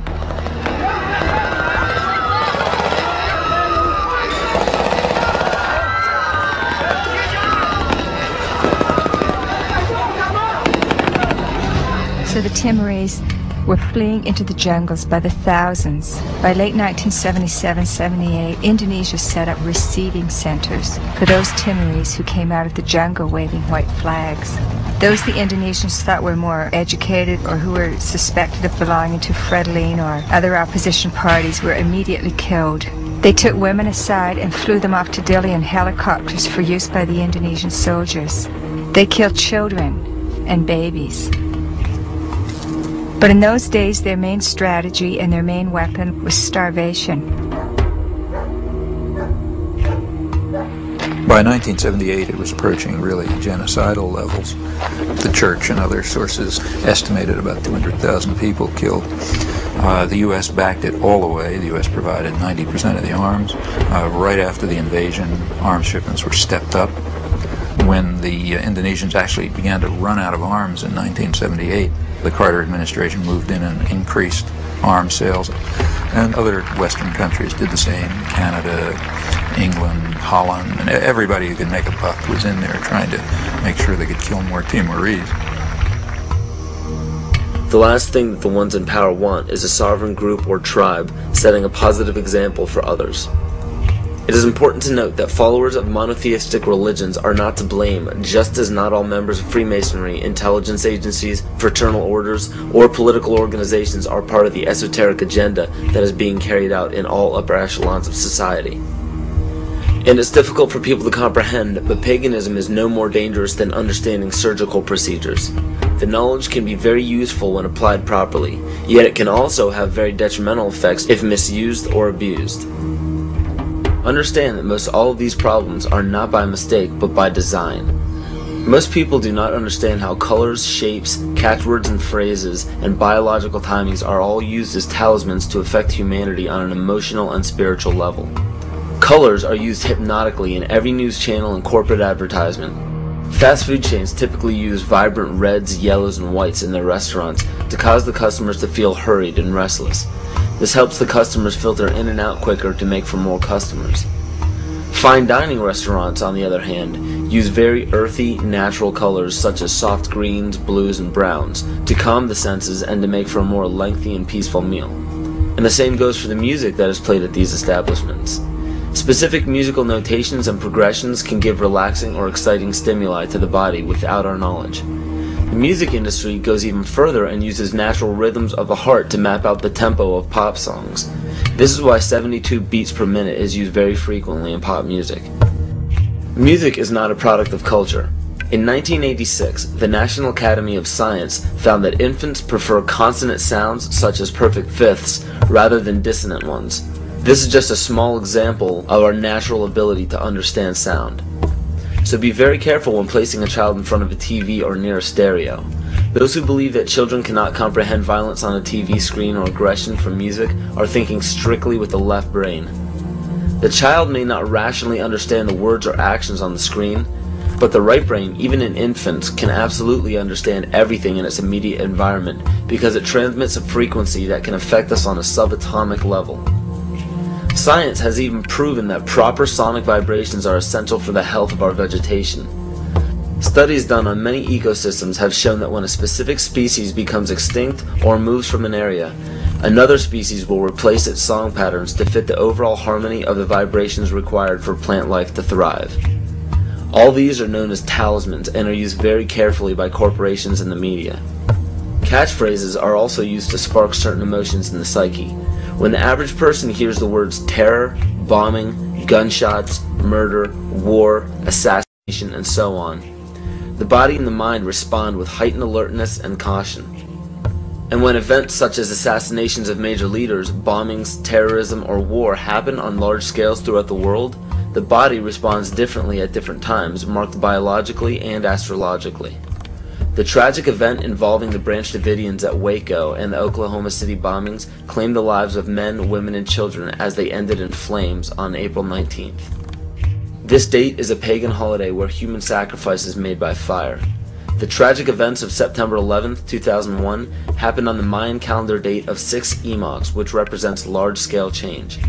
And when the U.S. attacked Afghanistan on October 7th, 2001, this was the Mayan calendar date of 6K, which represents balancing. Please understand that these weren't prophecies or predictions. The Mayans simply understood the body's natural cycles. So these unfortunate events are not by chance. One needs only to look at the result of the major political decisions of the United States since the inception of the United Nations to catch a glimpse of the ultimate goal. Every major war, assassination, terrorist attack, or security weakness exposed has two specific common themes. 1. The unfortunate event makes worldwide news and scares or angers the public. And 2. The result, no matter what, is always the expansion of government and the destruction of constitutional freedoms. It doesn't matter what the excuse or the explanation is. The result always tells the truth. A child can give the greatest excuses every time he's too sick for school, but if it always happens on the day of a test, the truth is revealed by the result. The major media outlets can give every explanation in the book as to why war is declared, assassinations happen, and terrorist events take place, but if they all end up in the expansion of government and the destruction of constitutional freedoms, the truth is revealed by the result. And because the vast majority of the public are completely ignorant of natural biological cycles of man, it is increasingly difficult for them to accept that these events are by no means an accident.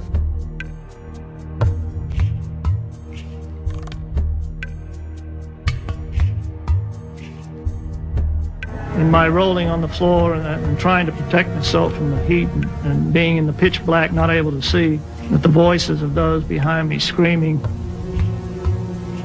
kind of got through to me.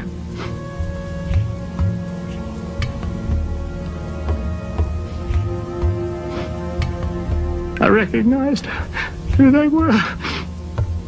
Could identify the voices. Are they going to come and kill me? No. No. Nobody's coming.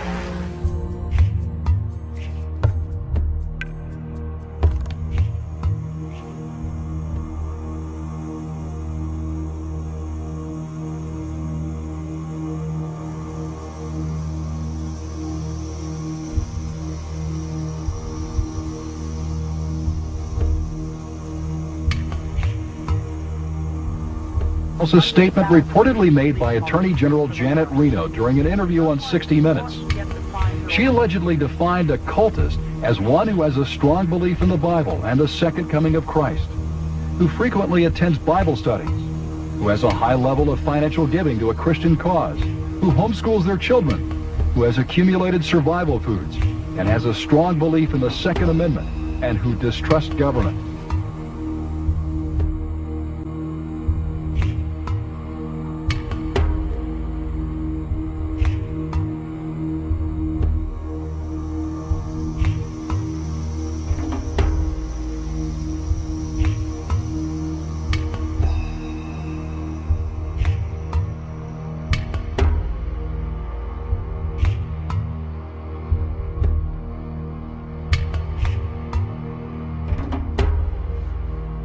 Through federal authorities that a second bomb has been found inside that federal building in Oklahoma City. It was an explosion at 9 o'clock this morning that did that damage you're looking at right there.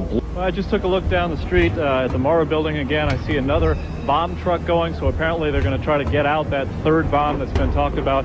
At the present time, the medical teams downtown are unable to get into the wreckage to retrieve more of the injured because of the presence of other bombs in the area. I've been told by the police department that just as soon as those bombs are defused, they will permit the medical teams to enter. Now, we're also hearing from some witnesses on the scene that they've overheard from firefighters that were first on the scene that there was a possibility that there was a secondary explosive device besides the car bomb device outside the building, and that device may have been placed near the nursery.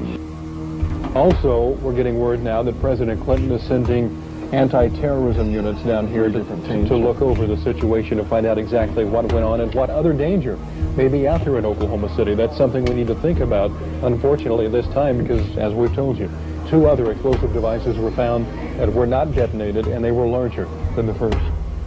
The reports I have is that one device was deactivated. Apparently there's another device, and obviously whatever did the damage to the Murrah building was a tremendous, very sophisticated explosive device. So President Clinton just called Frank Keating, Governor Frank Keating, and he says that 3 FBI anti-terrorist teams are en route to Oklahoma City. Right now they are saying that this is the work of a sophisticated group. This is a very sophisticated device, and it has to have been done by an explosives expert, obviously with this type of explosion. The Justice Department is reporting that a second explosive device has been found in the AP Murrah building in downtown Oklahoma City.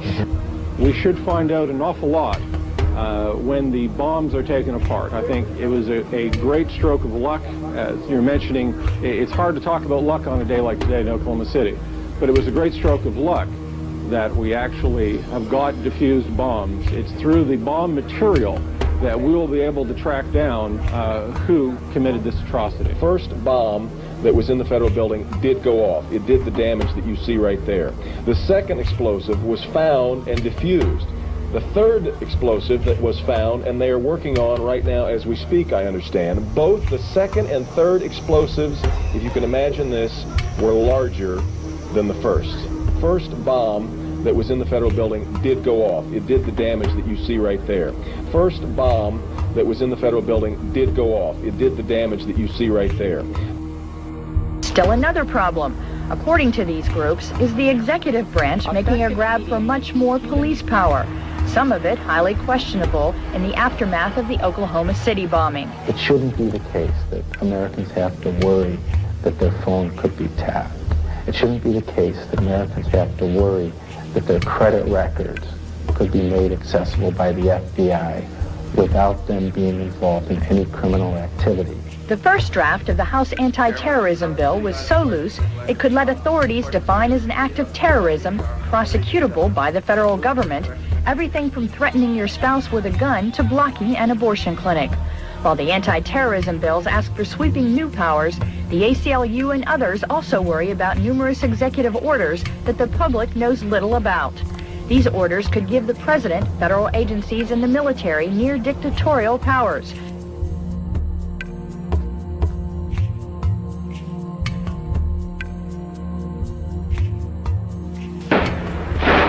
Talk to any police official anywhere, and pretty soon he'll bring up the shootout. February 1997. 2 bank robbers in full body armor and firing AK-47s did battle with police on the streets of North Hollywood, California. It was every officer's worst nightmare come true. Cops outgunned by the bad guys. The one weapon that we've identified can go through a bulletproof vest at 200 yards. After the LA shootout, requests for surplus machine guns increased dramatically. The Los Angeles Police Department alone got 600 M16s from surplus.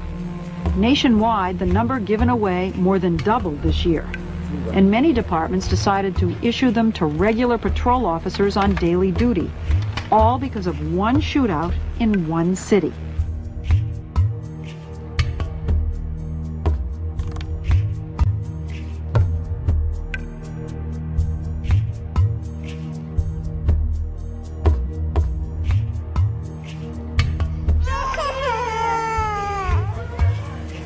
Till now, the diagnosis is not settled for this child.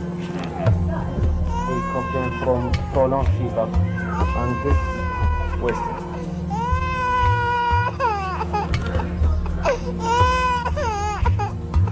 We have heard that 500,000 children have died.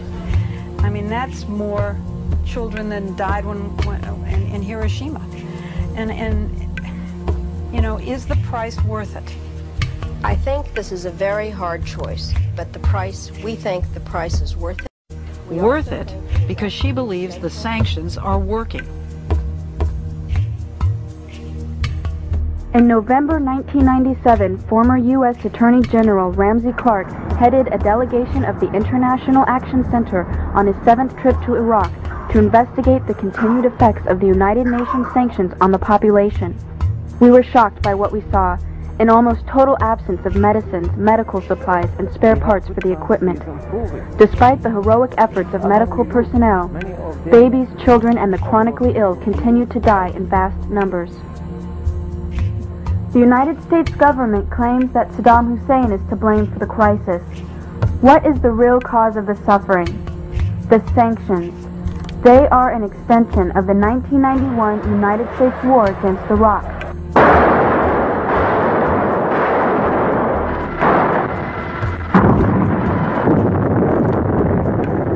The goal was to cripple Iraq's infrastructure and make civilian life unsustainable. We demonstrated the capacity of technology to cripple a country without ever setting foot on it in the Persian Gulf. It's important to recognize that because it goes hand in hand with the sanctions. When we merely say that we flew 110,000 aerial sorties in 42 days, one every 30 seconds on the average, 24 hours a day, we ignore what we really did. Officials said the death toll was now 288, with many more to come. The trucks kept filling up and driving away, past waiting relatives who knew they might never be able to identify the bodies of their loved ones. The community of Almeria filled one of the first of many funerals with gunfire in sign of grief and fury, and with angry words aimed through foreign journalists. "My mother, she's gone," shouted this young man.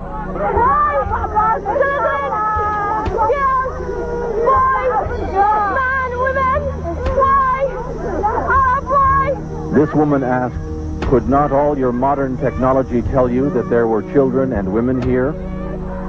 Bill Blakemore, ABC News, in the Almeria district of Baghdad.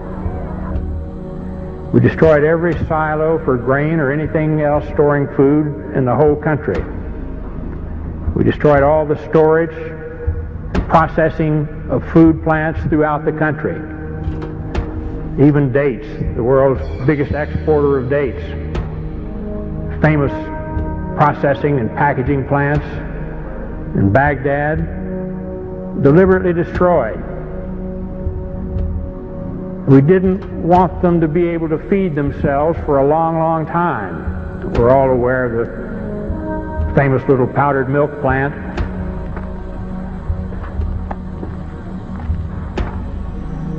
The United States government says that in this factory here you are making chemical weapons. Is that true? No, that's not true. They are lying. Because this is milk for children.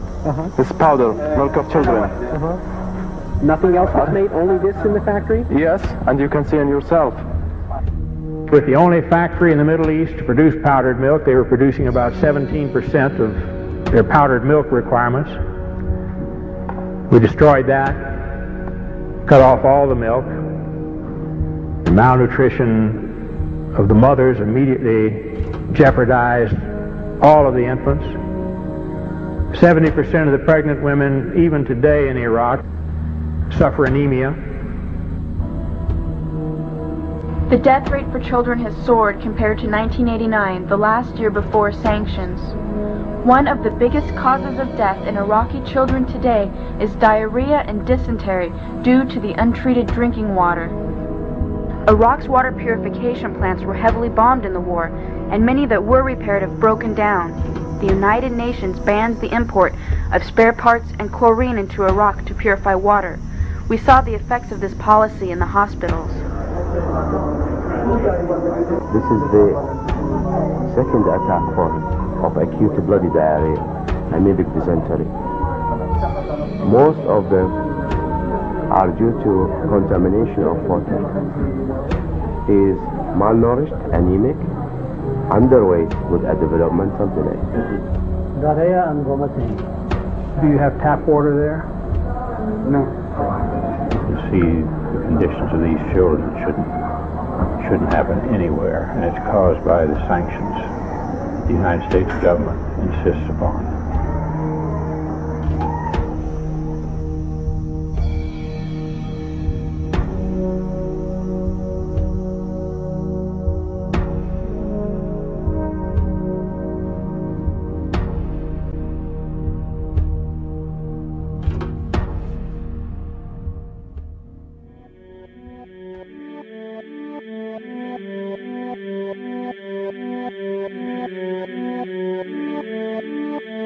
The daily life we perceive with our five senses is not reality.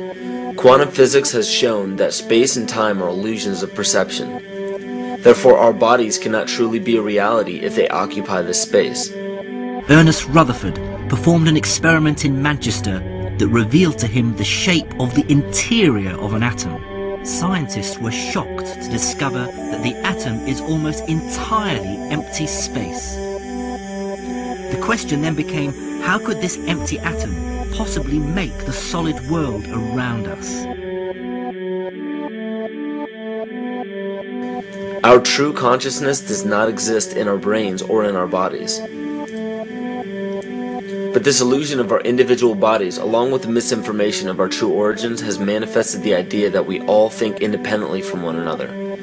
With this misunderstanding, it would seem impossible to scientifically explain telepathy, clairvoyance, spiritual mediums, and other phenomena dealing with transferring information between sources without physical means of communication. But when you understand that there is a common spiritual bond between all things in the universe, and that we are all part of one divine intelligence, no phenomena is unexplainable. This simple understanding fills all the holes in modern religions. It explains reincarnation, déjà vu, predictions of the future, and literally every event, occurrence, or anomaly ever experienced. The blank matter within the most basic building blocks of perceivable existence is malleable and molded by intent. This means that consciousness shapes our reality. This seems difficult to accept for most, and it is quite understandable. In modern times, we are taught from an early age how to think rationally and tangibly. This is a very left-brain method of education, and it has more harmful effects than it's given credit for. The left brain deals with logic, details, facts, patterns, practicality, science, and math, as the right brain deals with feeling, intuition, symbols, images, risk-taking, philosophy, and religion.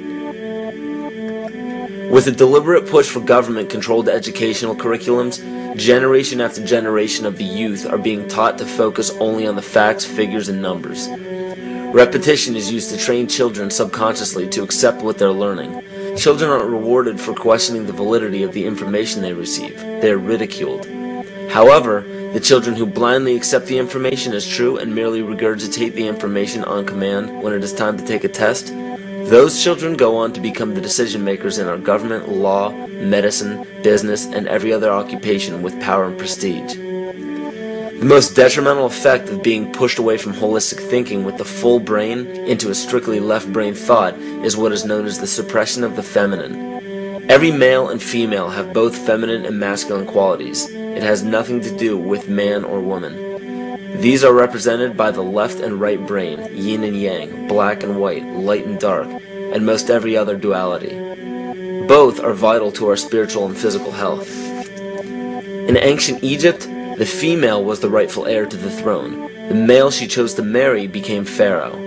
This depicted the goddess tradition that has been destroyed to make way for a patriarchal, male-dominated society we see enforced in every major denomination. In suppressing the feminine of every society and pushing the people to strictly left-brain thinking, the natural ability for humanity to feel earthly, cosmic, and personal energy became lost. Traditions that were passed on through shamans, witch doctors, magicians, psychics, and seers of all kind became outlawed and ridiculed and given a stigma of something out of a Hollywood movie. Every religion explains that we are children of God and have godliness inside of us. If you erase the anthropomorphized God and understand that God is nothing more than the spiritual web that connects all things, all religious scriptures begin to make much more sense. Our bodies are merely vessels to contain our spirit, to gather experience for the divine mind. This is how evolution is possible. It is scientifically proven that all species are evolving into more complex beings. Innate knowledge or racial memory within all species is the understanding of newborns of all kinds to automatically know specific details and traits that the mother does not have to teach them. Therefore, innate knowledge helps every species naturally evolve towards more complex organisms. Lyle Watson claims that it was a Japanese scientist who observed the 100th monkey effect in 1952. In this observation, he discovered that a certain portion or percentage of monkeys learned or developed a new trait. The knowledge became an innate ability in that species. This is further testimony to a collective consciousness among species.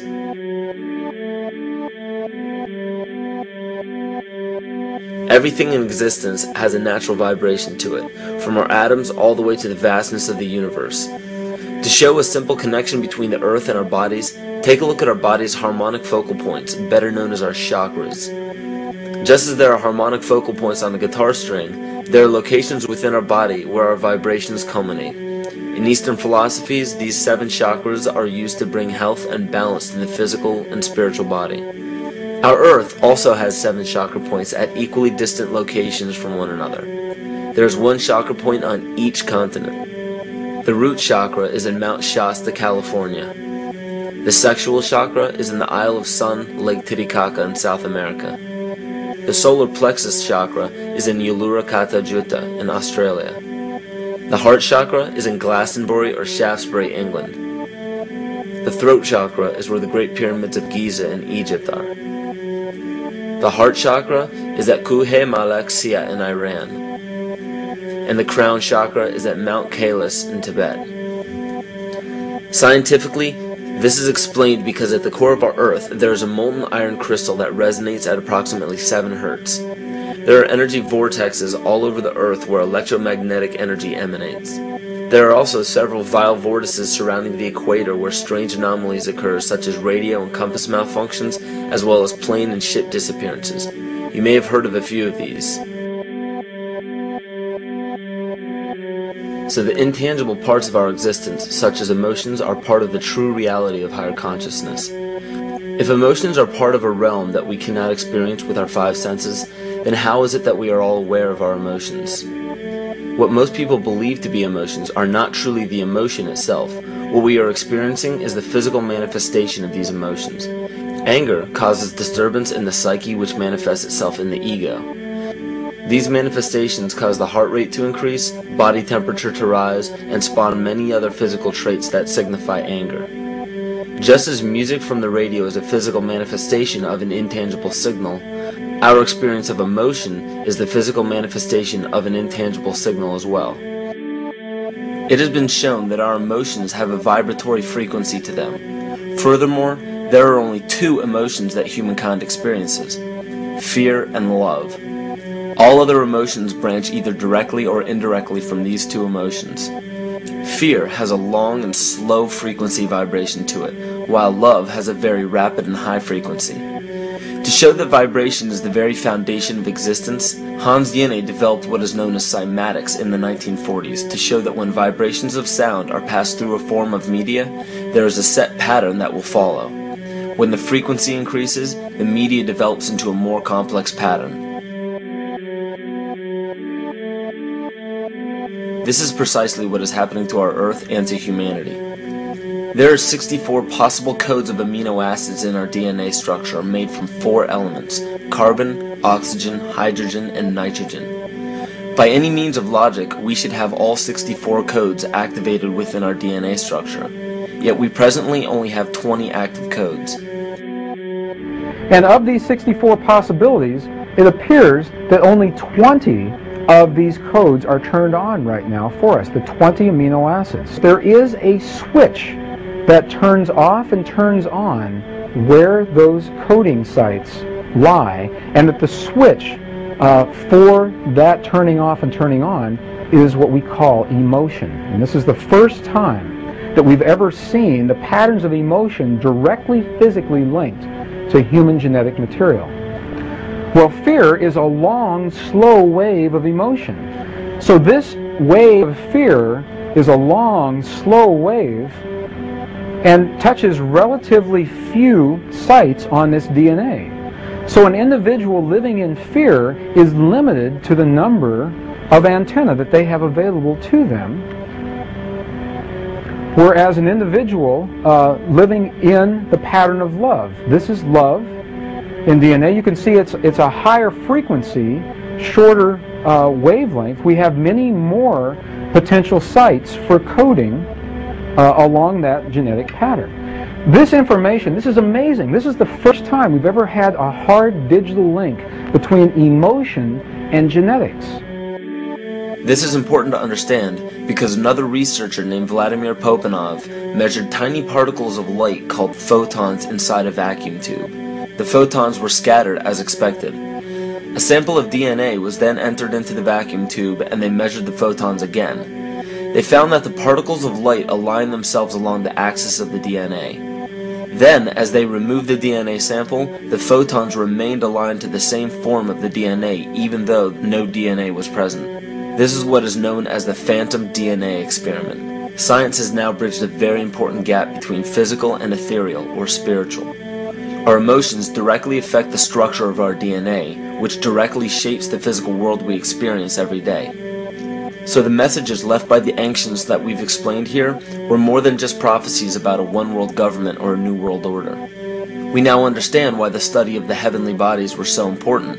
The rotation and orbit of all that makes up our universe serves as a clock to map changes and transitions. This helped the ancients understand that the change of the heavenly bodies were a mirror to the changes of all existence. December 21st, 2012 is simply a natural transition from one form of energy to the next, the transcendental evolution of man. This date is what's known as 0 point. Our sun, as well as our planet Earth, is losing its magnetic field as the Earth is slowing in its rotation. All the while, its base resonant frequency, also known as the Schumann cavity resonance, is increasing in accordance with the predictable sequence of the Fibonacci theory. At a cellular level, our bodies respond to an electromagnetic pulse. The ancients called this the sacred circuit.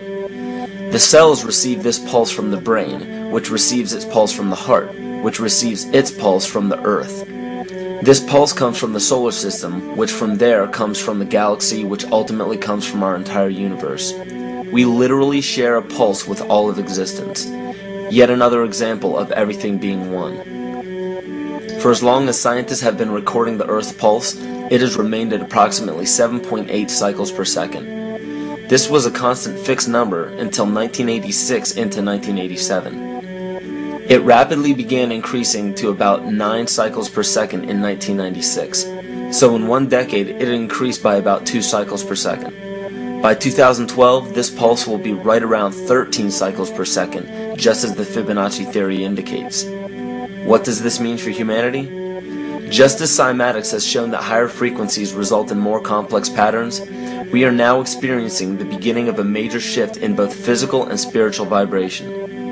It's difficult to understand what exactly will happen to our physical bodies, but ancient scriptures, pagan and monotheistic religions, mystery schools, and secret fraternal orders have all given indications as to what this experience will be like.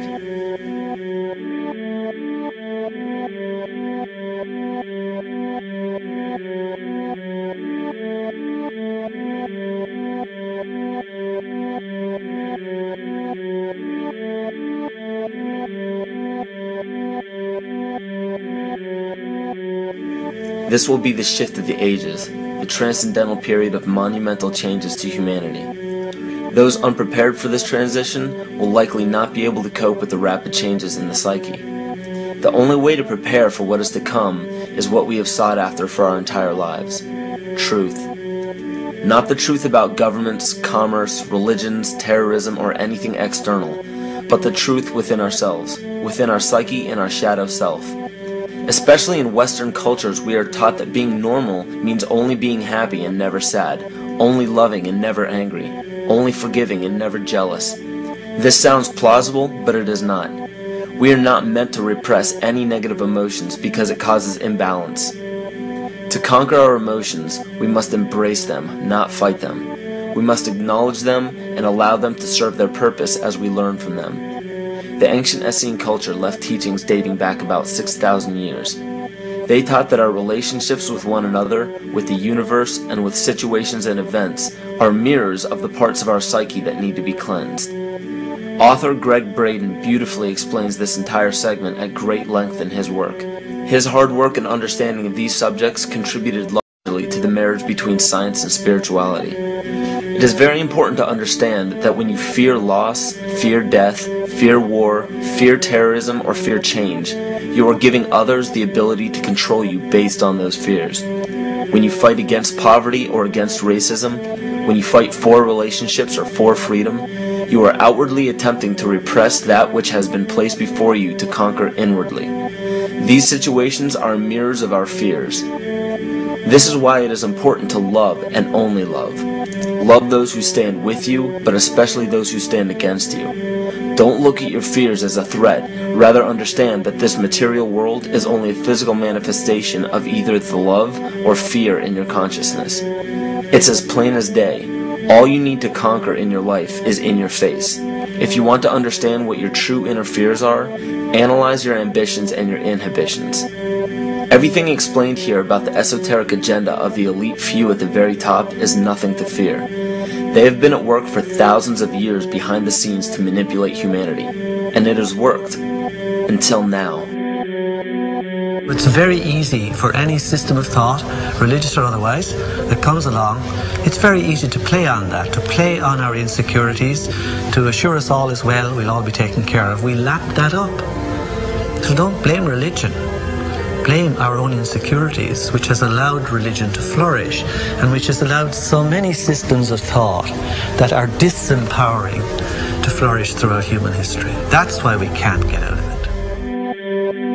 Ron Sakeley, Department Chairman, Chemistry, University of California, Berkeley, showed that DNA acts as an antenna for cellular upregulation. The primary function they taught us about what DNA is about. It's a receiver and transmitter of photons, light and phonon sound. For what? Cellular upregulation, meaning that their water molecules, the pyramid power around the DNA spiral energizing strands, are taking in the spiritual energy of love vibrations and then sending it out for manifesting, precipitating in a quantum field, the physical matter of the body. These are hertz, frequencies, or cycles per second that the musicians can retune their instruments to play and experiment with. Why? Again, these are the Creator's musical scale, the original solfeggio, buried for 3,000 years in the Bible. So the ancient priests who knew how to levitate the huge stones for the building of the pyramids, and the Masonic knowledge that predated ancient Egypt, the ability to have this information, these frequencies, serve the function of creation, destruction, and miracles on behalf of the empowered people who had access to this knowledge. I say that because of this metaphor.